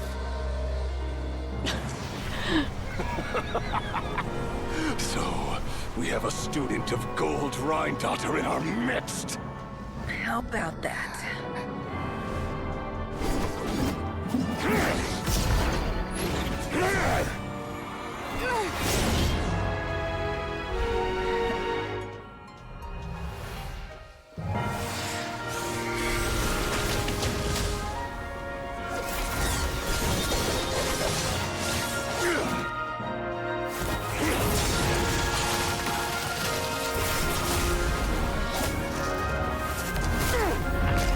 Whoa.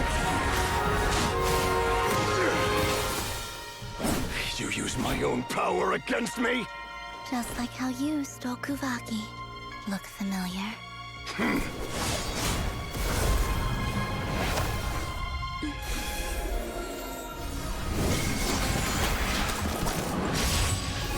Whoa.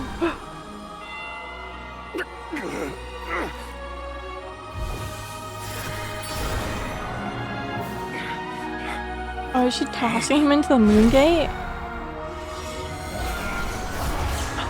Really? Don't you realize? You don't have the power to hold that gate open! I don't, but someone else does. Oh shit. Goodbye, Rerir.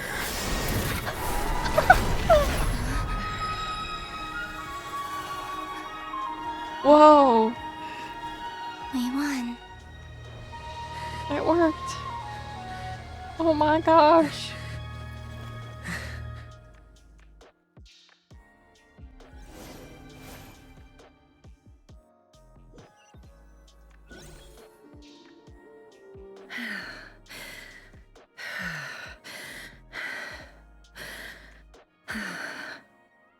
Nefer, how are your eyes?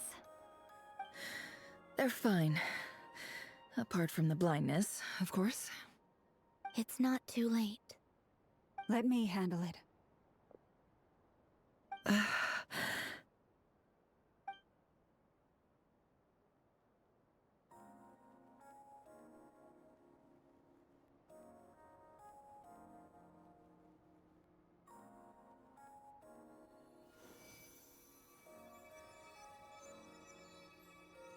Miss Nefer, it's not like you to lose your composure. That was the most reckless thing I've ever seen you do. Reckless how? The situation was critical. Our lives were at stake. We had to do something. Even so. Okay. I guess you're right. Under the circumstances, it was a wise decision. You traded your eyes for an incredible victory. In business terms, I suppose that's a huge return on investment. I'd be hard-pressed to argue otherwise. Still, I don't like this outcome, and I don't want you to lose your sight for good. People suffer when they make sacrifices they shouldn't have to make, whether that means faith, strength, or in this case, your ability to even see. I had hoped you could win without sacrificing so much as a single hair on your head. Thank you. Really. All done. Don't Did try it and work? open your eyes just Okay, yet. I was gonna say. We'll see how you're doing in a couple of days. Until then, please follow your recovery plan to the letter. I'll send full details through Yehoda. For now, just get yourself home, relax. How is she supposed to find her way home? My dear She's blind. friends, we have fought bravely and achieved a spectacular victory. A dark cloud has been lifted from the skies of Nodcry. All in this land will be grateful for what you have done. The moon will remember this day. Thank you both. The moon. Jahara shows up and helps Nefer get home, and you, of course, have Paimon to escort you back. Aside of Nefer navigating the road with her eyes closed is a new one for you. She proceeds cautiously, but as her silhouette disappears into the distance, you notice how she seems almost smug. There's something I want to let you know. Ooh, what? What is it? When Durin connected everyone's minds so I could access their powers, I also felt everything they felt. And since Nefer's eyes were injured, my eyes are hurting now too. Oh. Huh. Hold on. Let me try. I only feel the pain. There's no actual damage. I just thought I should tell you. You're right. There's no damage. That's a relief. But I must say, I'm surprised to hear the Kutar share something like this with me. In the past, you never used to open up about I think yourself. she's starting to feel way better. Things are a little different now from how they were. I'm learning to share how I truly feel with my friends. Friends? You have no idea how glad I am to hear that. You can't help but break into a smile at the word friends as a warm and fuzzy feeling fills your chest. One by one, your fellow teammates report in to inform you that everything is under control. At Lama's insistence, you lie down. You fought the front line against Rarer, and now you need rest.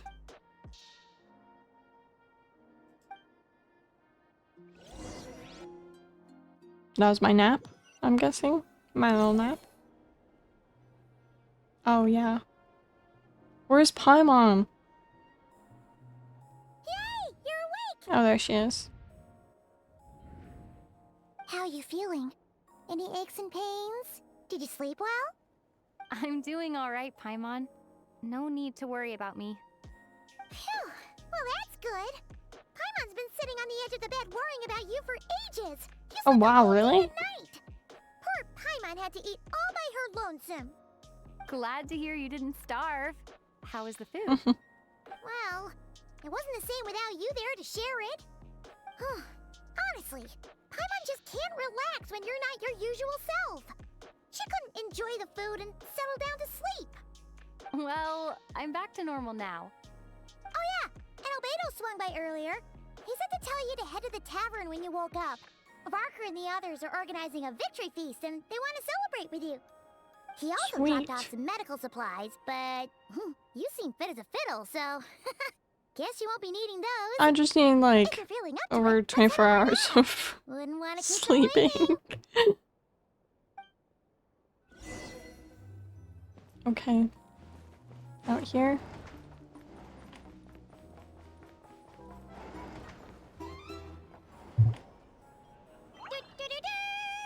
We're here! Oh, Traveler and Paimon! Perfect timing! We were literally just saying how there's no way we're holding this victory feast without you any longer, and we would have postponed it till tomorrow. How are you feeling today? Much better, thanks. Don't worry about me. Relieved to hear it. If that changes, just let me know. Happy to check you over at any time. Yep, we're here for you. Anything you need, just let us know. Oh wait, where's Nefer? How are her eyes doing? Nefer's right over there. Are her eyes better now? Catch up with you. Wait, where is she? I don't see her. Oh, over here. Her eyes are better! Yay! Traveler, Paimon, are you recovering well? Much better, thanks to a good rest. You're looking well too. Turns out that moon chanter has some real talent after all. My eyes were mostly recovered after just a couple days rest. I can actually open them again now. Yeah, but you gotta be careful. Lauma says not to strain your eyes while they're still Did she just like TP here? Yes, thank you. I'm well aware. Yehoda, could I borrow you for a moment? I could do with an extra pair of hands. Oh, sure. Coming. Did you hear that? I gotta go help Lauma for a second. You guys chat among yourselves. I'll grab us some drinks on the way back. Paimon, you still like them sweet? You bet. Make it extra sweet, because Paimon's earned it. Someone's got a sweet tooth.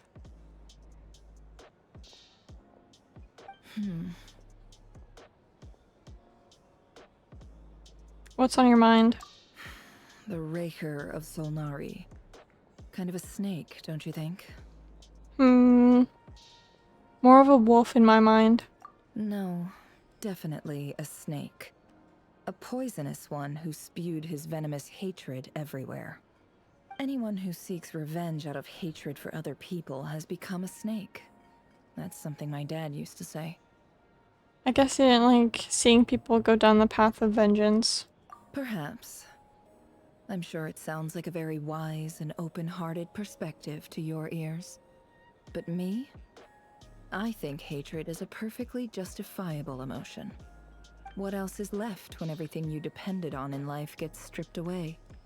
Something's gotta fuel that drive to keep on living. When I look at your life, I see a lot of things that you can depend on. If you're worried about me, you can nip that in the bud.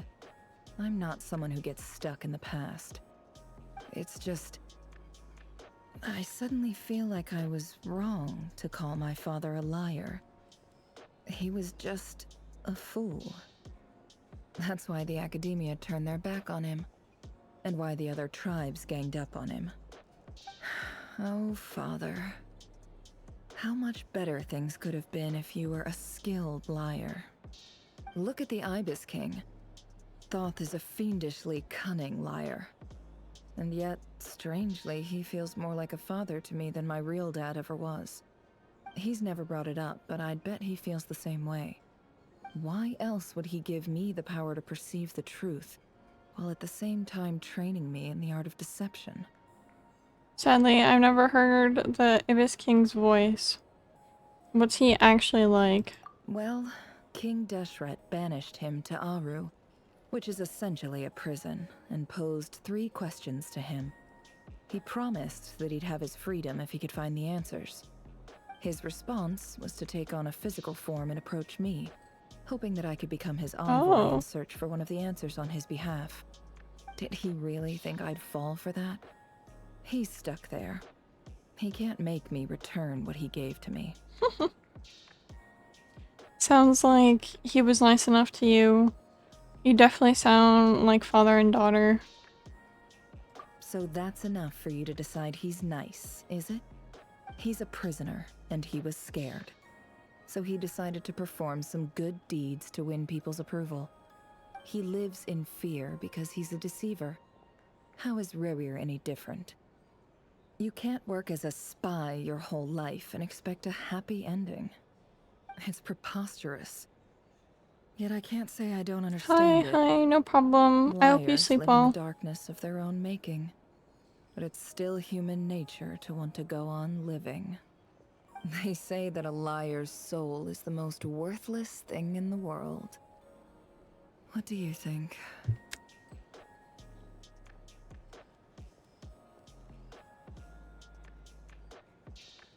Man, I'm really thinking about... I'd agree with that. I have to disagree. I disagree. Oh, really? Well, it takes a very kind person to find compassion even for liars. If you ask me, the soul of a liar really is worth nothing. Because all they care about is themselves. For example, when something good falls into my lap, I don't go sharing the news around. Stops other people trying to steal it from me. They're laughing?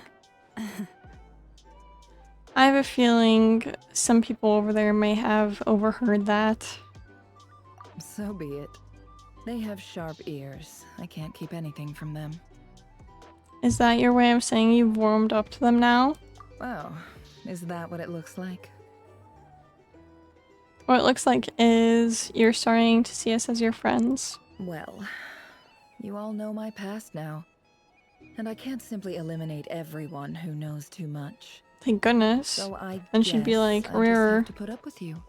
For the foreseeable future, at least. When you find yourself in a situation you can't control, the safest play is to keep calm and start monitoring everyone involved like a hawk. In the intelligence world, you need to have a sense of perspective and play your hand accordingly. If you understand what's at stake, please ensure my secret is safe with you. I trust you'll respect my wishes as a friend. But don't forget, I will also be watching you like a hawk. Hey, sure. Very good. Oh wait! Now that the panic's over and we've all calmed down, Paimon suddenly remembered something. What is it? After all that build-up, our mystery ally never showed up even once. Who was the mystery ally? Oh my gosh, did I finish it? Is that it? A noise is coming from indoors. Huh? Am I imagining things? What could that be? Suspicious. So, that close colleague who stayed behind with you? What's he been up to recently? Don't know, don't care. I get more normal human interaction from hanging out with Bosco too than him. Although, now you mention it, he hasn't bothered me in a while. I wonder if... If he's disappeared without a trace, it's the biggest gift he ever gave to the world. Who But are they talking I about? doubt that's what's going on. He won't lie low forever. So we'd better stay on guard. Who is it? Are they talking about my brother? I don't know.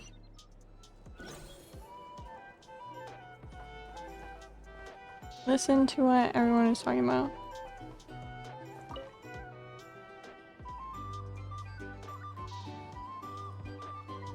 Ah, Lord Sangama Bay. How lovely to see you. Oh, him. No, that makes sense because he's a part of the It Fatui. was an enormous help. Why come and ask me when you clearly know already? I mostly came to thank you. That's more like it. A little gratitude goes a long way with Lord Sangama Bay.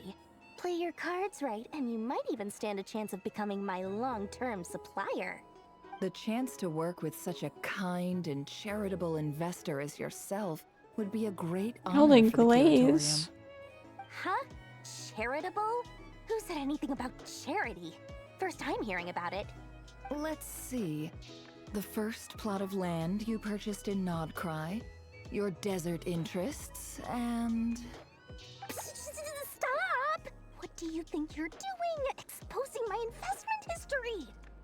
It's nothing to hide from. They're all perfectly legitimate investments. And some of the land you purchased was with the intent of building a sanctuary? Yes, I heard about that too. How did you... You're a curious case, Lord Sangama Bay. You don't like people finding out about your good deeds, do you? But I'm afraid no matter how hard you try to keep things under wraps, where there's a will, there's a way. Did she get her chess piece fixed? You And did that's it how for she knew that? Sumeru, didn't you? It was empty land that was gonna go to waste otherwise.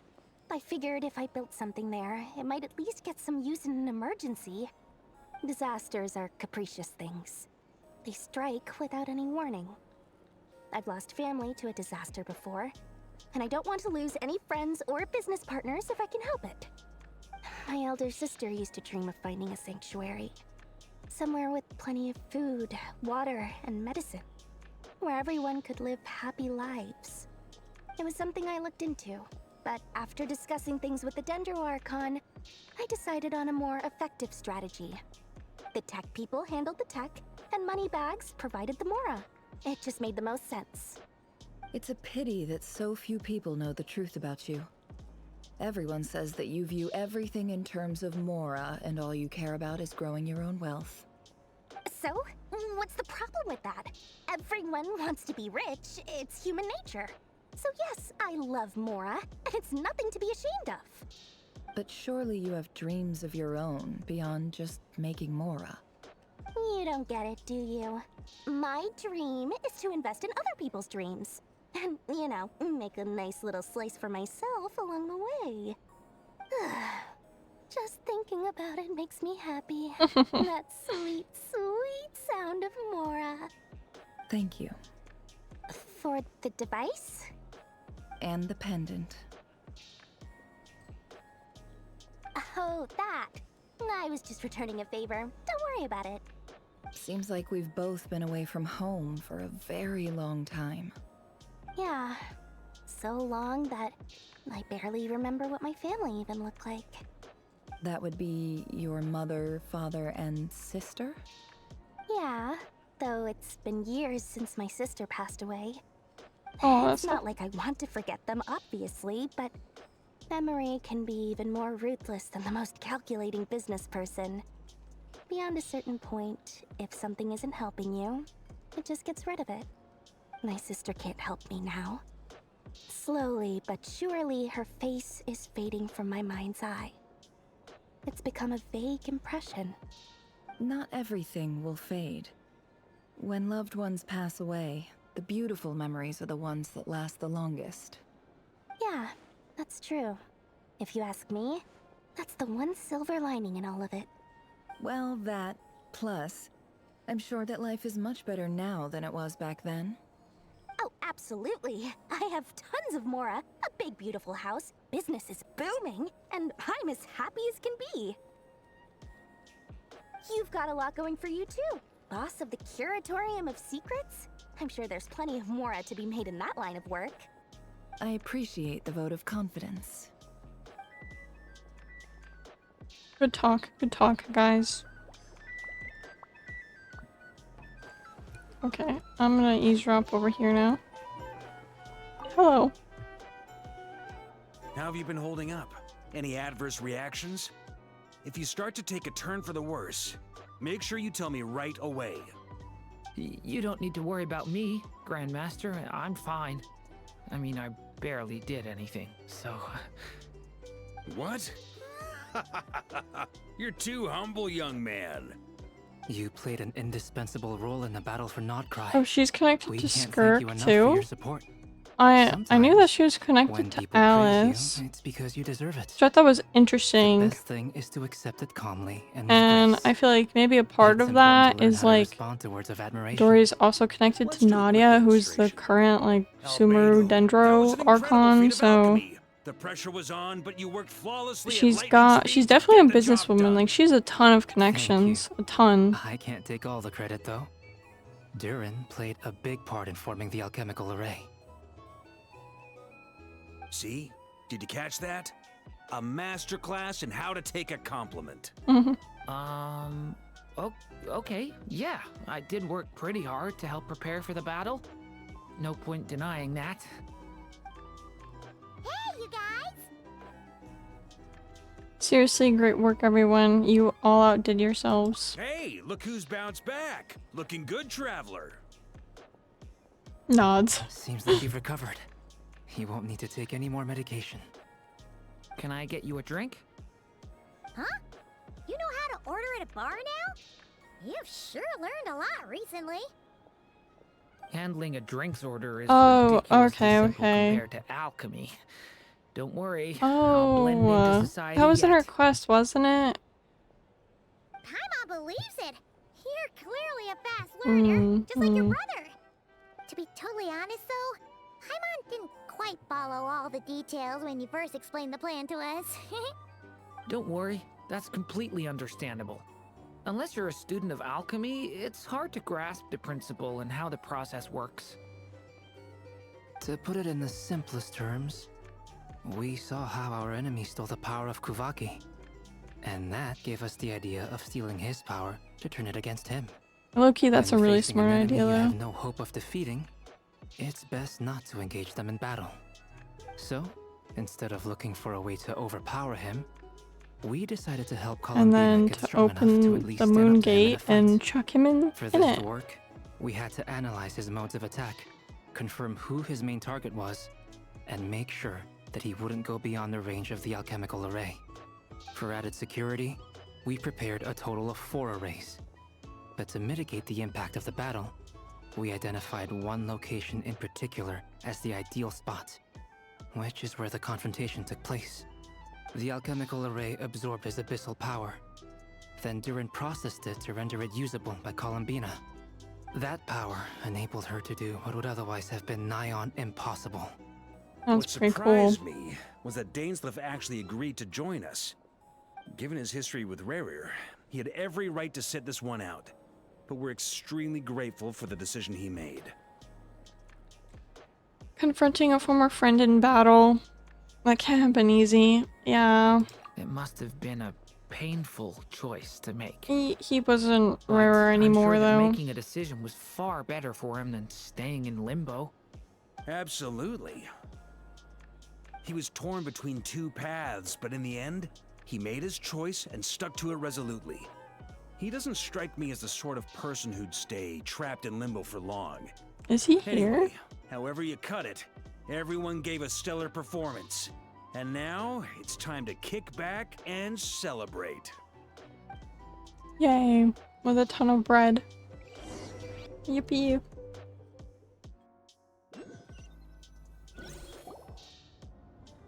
Oh, flashback here. That's oh, the they're only having a reason tea you're here. party? Yes.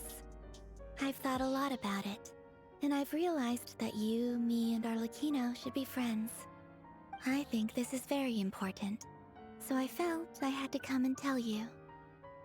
Well, this is a new one. I'm so moved. I can't even hold my teacup. If that's all, you can leave now. Do you not want to be friends with me?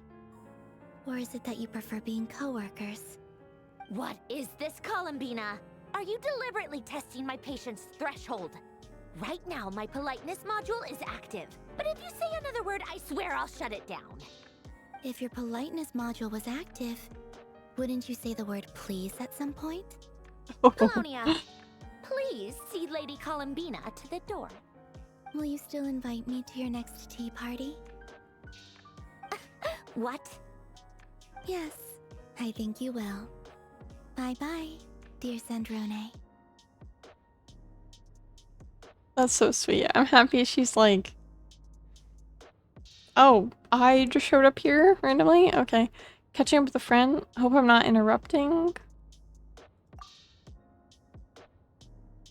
Last time, the Wild Hunt escorted you out. Would you rather I handled it myself this time?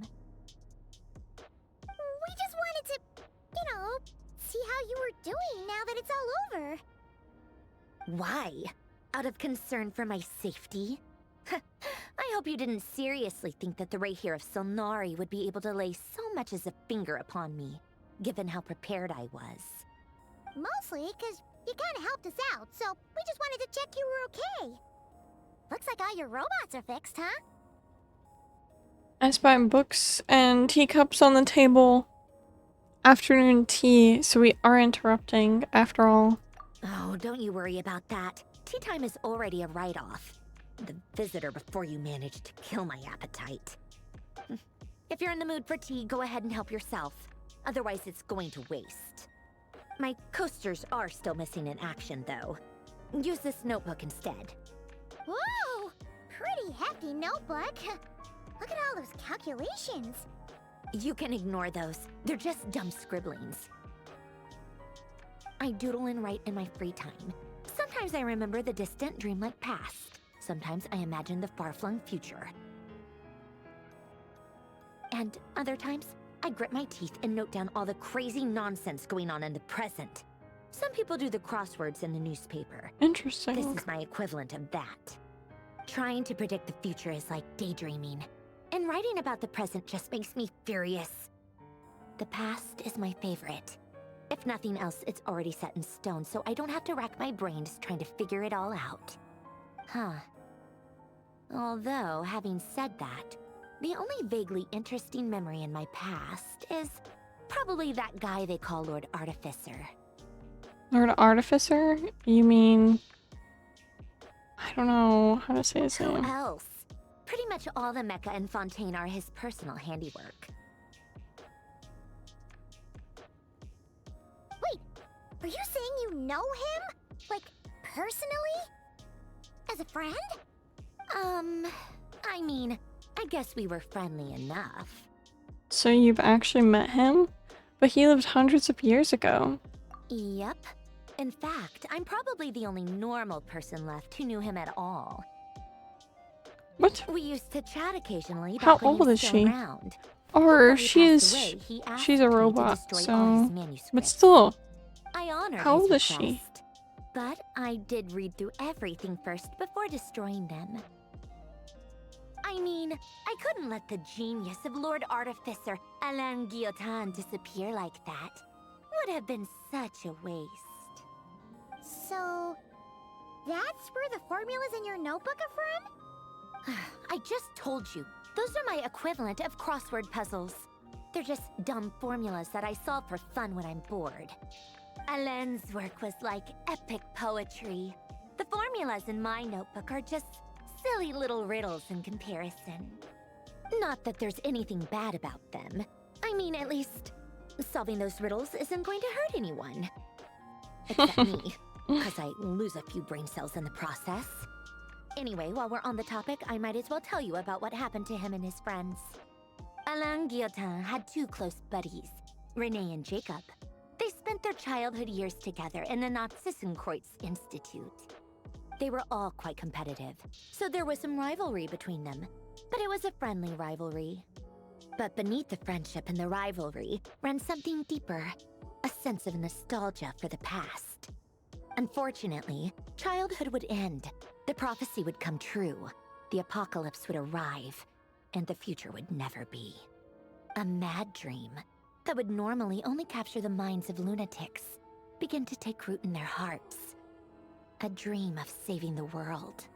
And if Renee and Alain had been people of lesser wits, that dream would probably have ended up as something for them to joke about in their older years. But alas, they were some of the sharpest minds around. Oh, was that her? Dream with the full power of their intellect. I wish I could pull up the picture again and look. 'Cause now that you say that, I'm gonna look back at it. Under its spell was Renee. Against Alain's wishes, he persisted in experimenting on a mutual friend of theirs to try and save their life. Alain did not approve and parted ways with Renee. It's complicated. Alain wanted to believe that Renee only did what he did for the sake of their friendship. But when he told me about what happened, I could tell he still had some suspicions about Renee's motives. Perhaps the seed that would grow into a nightmare had already sprouted in Renee's mind. Even then. The next time they met, Renee's soul had been completely engulfed by the dream of salvation.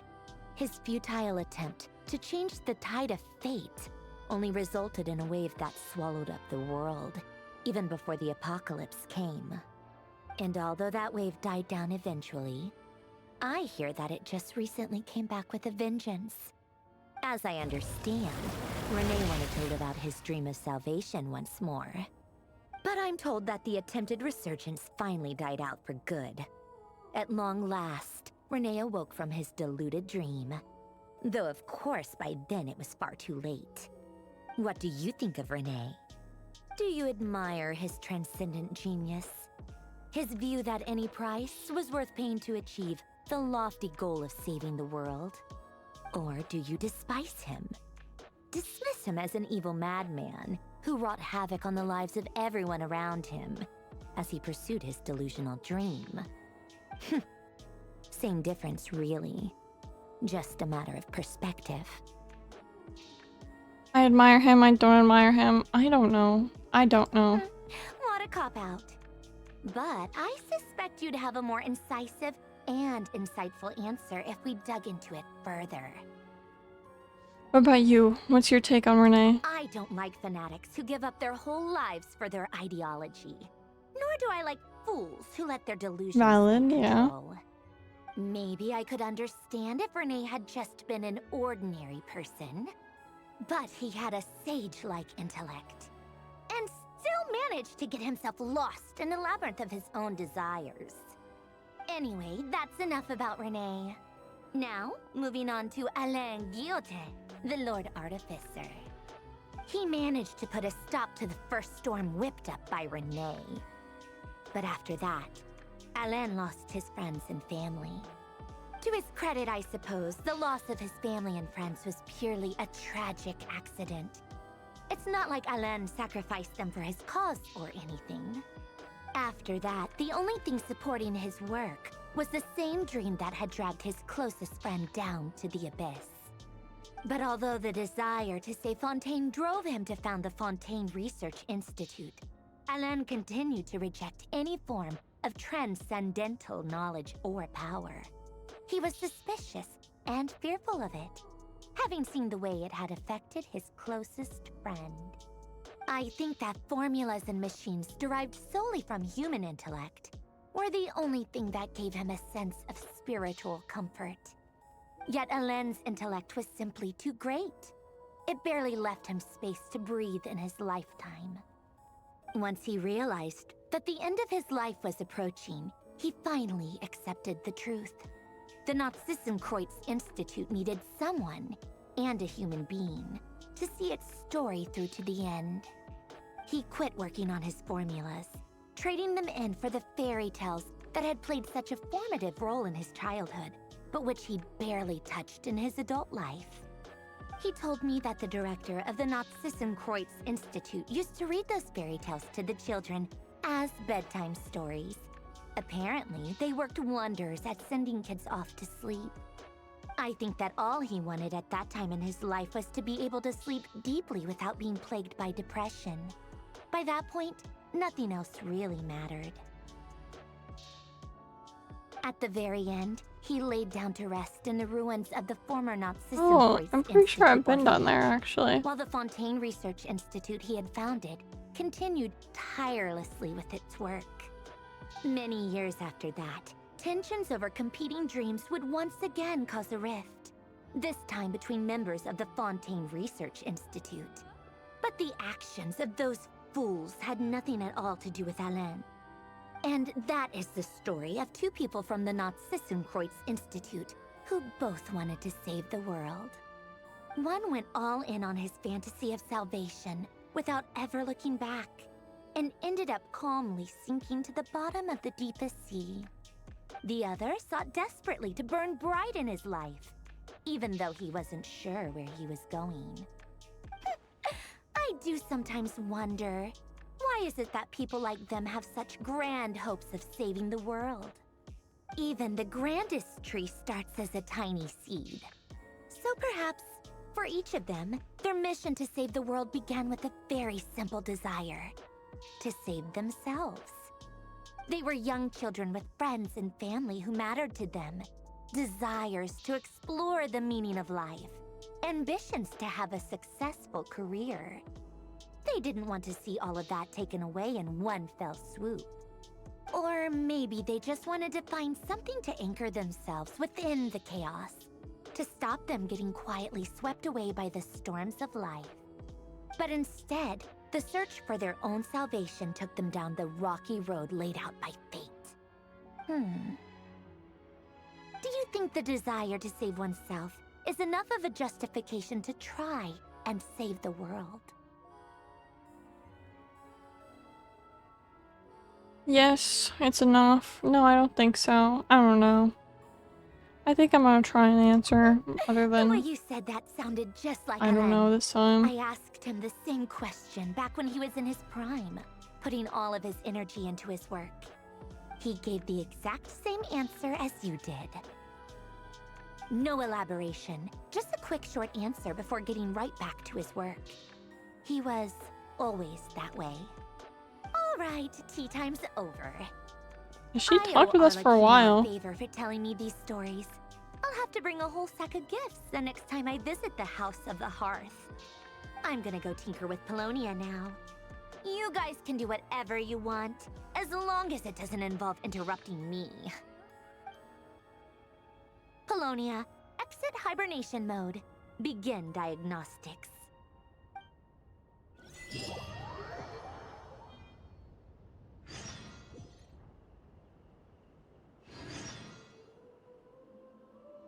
Well, is that it or is there more? Okay, that is it. So that was the end. Cool. Yes, I'm so happy I finished it. Oh, thank goodness too, because I'm getting so tired. I was like, man, I want to finish this so badly though first. Ugh.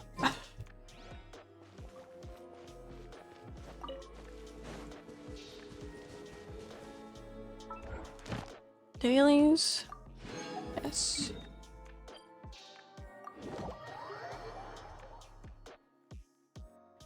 Let me claim these real quick. Ad Astra.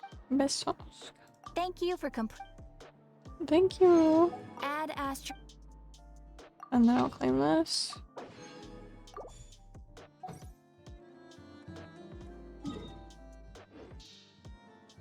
Oh. And then I'll do this real quick. 2.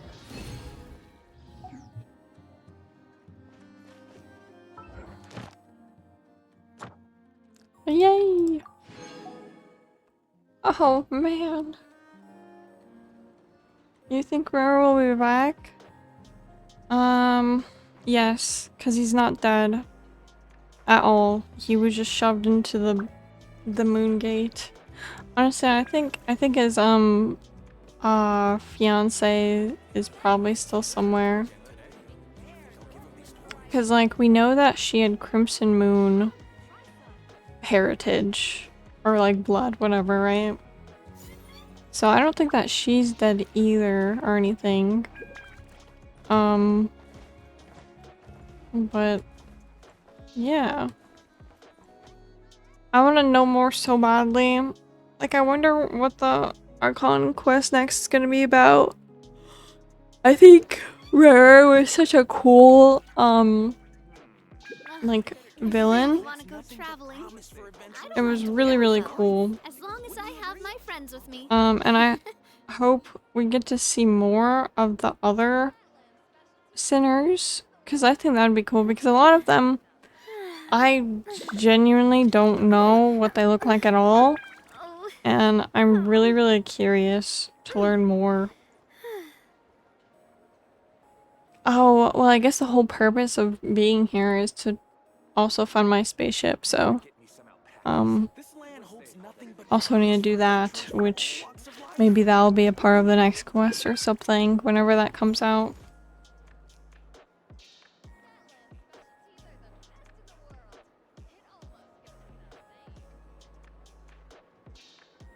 It was cool. It was really cool. I really liked the end fight. It was super awesome. Especially with Columbina. She's so cool. I definitely want to try and get her, I think. I really want to get her and Durin really badly. Those are probably like my favorite 2 like characters, I mean. That are playable. That are upcoming banners. Yes, that's what I was trying to say. How it's shaped like a heart?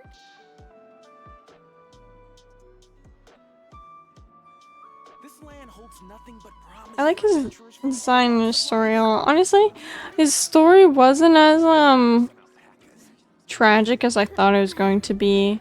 Like, I thought like the king was gonna like kill his fiance or something like really evil, right? To make him like the way he was. But I also like that it wasn't like that, because it's more simple. To where it's like, oh, he needed this answer of if they're getting married or not. And he couldn't take her just leaving him like that. Like, he couldn't handle that, so and I think a big part of it was the Abyss completely manipulated him and took advantage of him, and he completely gave in to that at the end, because I think like maybe he was kind of doing everything like kind of like living for his fiance, I would say, honestly. Even giving like the bad things he's done, like with his work and his job and everything, he was living for her, for the good times that they had together and that they would have together in the future when they got married and stuff. Which is really interesting. And also, I kind of want to learn more about her, because like, what prompted her to just like jump into the moon gate, into the portal? Like, what? And I feel like maybe a part of it is because like of her Crimson Moon heritage and blood and stuff, so I'm thinking maybe that has a big part to do with it, because we know that a lot of back then a lot of Crimson Moon heritage like people were being killed, so their numbers were dwindling a lot. And now we know, so far that we're aware of, only the knave is the last remaining descendant of the Crimson Moon blood heritage thing, whatever. Oh. Yeah. It was very interesting. I think I like how, from what we know about all the Five Sinners stories, or at least from Ved's, because I don't know if we've learned much about the other ones, but for Ved, he just wanted, like, to tell the future, pretty much. So that was his desire. And Rare's desire was simply just, I want to be strong so I can save my, hopefully, future wifey. And that was it. Which was, I really want to go traveling. I feel like it was so different than the other four sinners for, like, their desires or hatred or whatever that we know of, at least. And I don't know, I kind of like that, because it's not, like, the, like, just, like, hatred or greed or... Oh yeah, we do know that, yeah. Oh wait, I guess we've kind of seen him a little bit, actually. I just don't really remember him. I know, I remember he looks badass, though. He looks really, or at least, like, the form he takes.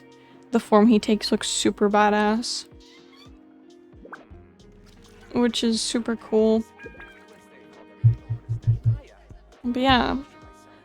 They seem like such powerful entities. And I'm very curious about them. And I do not think that Rare is gone or dead or anything. And I don't think his fiancée is either. In fact, I feel I can think maybe the fiancé is kind of like Skirk, maybe. Or if not just like her, maybe like similar, where she's like living the abyss and like, you know, I don't know about necessarily traveling to other worlds, but maybe something like that too. Because we know that she was a researcher, so she probably does love researching stuff and stuff. But yeah. I don't mind where we go, as Oh. long as I have my friends with me. Okay. I think I need to get off and go to bed. My head is hurting so much. I did my dailies. I'm all good, thankfully. I did finish the quest, which is super hype. I am so happy I did that. I was like, man, I don't know how long this quest is, and I didn't look it up, and I was like, oh boy. I hope it's not super, super long. It was like, I want to say like, I think it was about like 6 hours for me. But yeah. It was good. I really liked it. Well, I'm excited for the next quest for whenever that comes out. I really want to play that. I still need to catch up on Honkai. Oh boy, that's gonna take me forever, but yeah. Yeah. I think I'm gonna try and keep wishing for Nefer, but I'm not expecting to get her. I'm just trying to build pity. But yeah, that's it. Anyway. Yeah, thank you so much for watching. Have a great night. Sorry, I'm kind of tired right now. But yeah. Thanks for chatting. Thank you for the sub. Again, Nezumi. And oh yeah, and then I will be live tomorrow most likely. I'm gonna be playing a scary game for like the first time ever too. Which that's pretty cool, yeah. Very cool. And then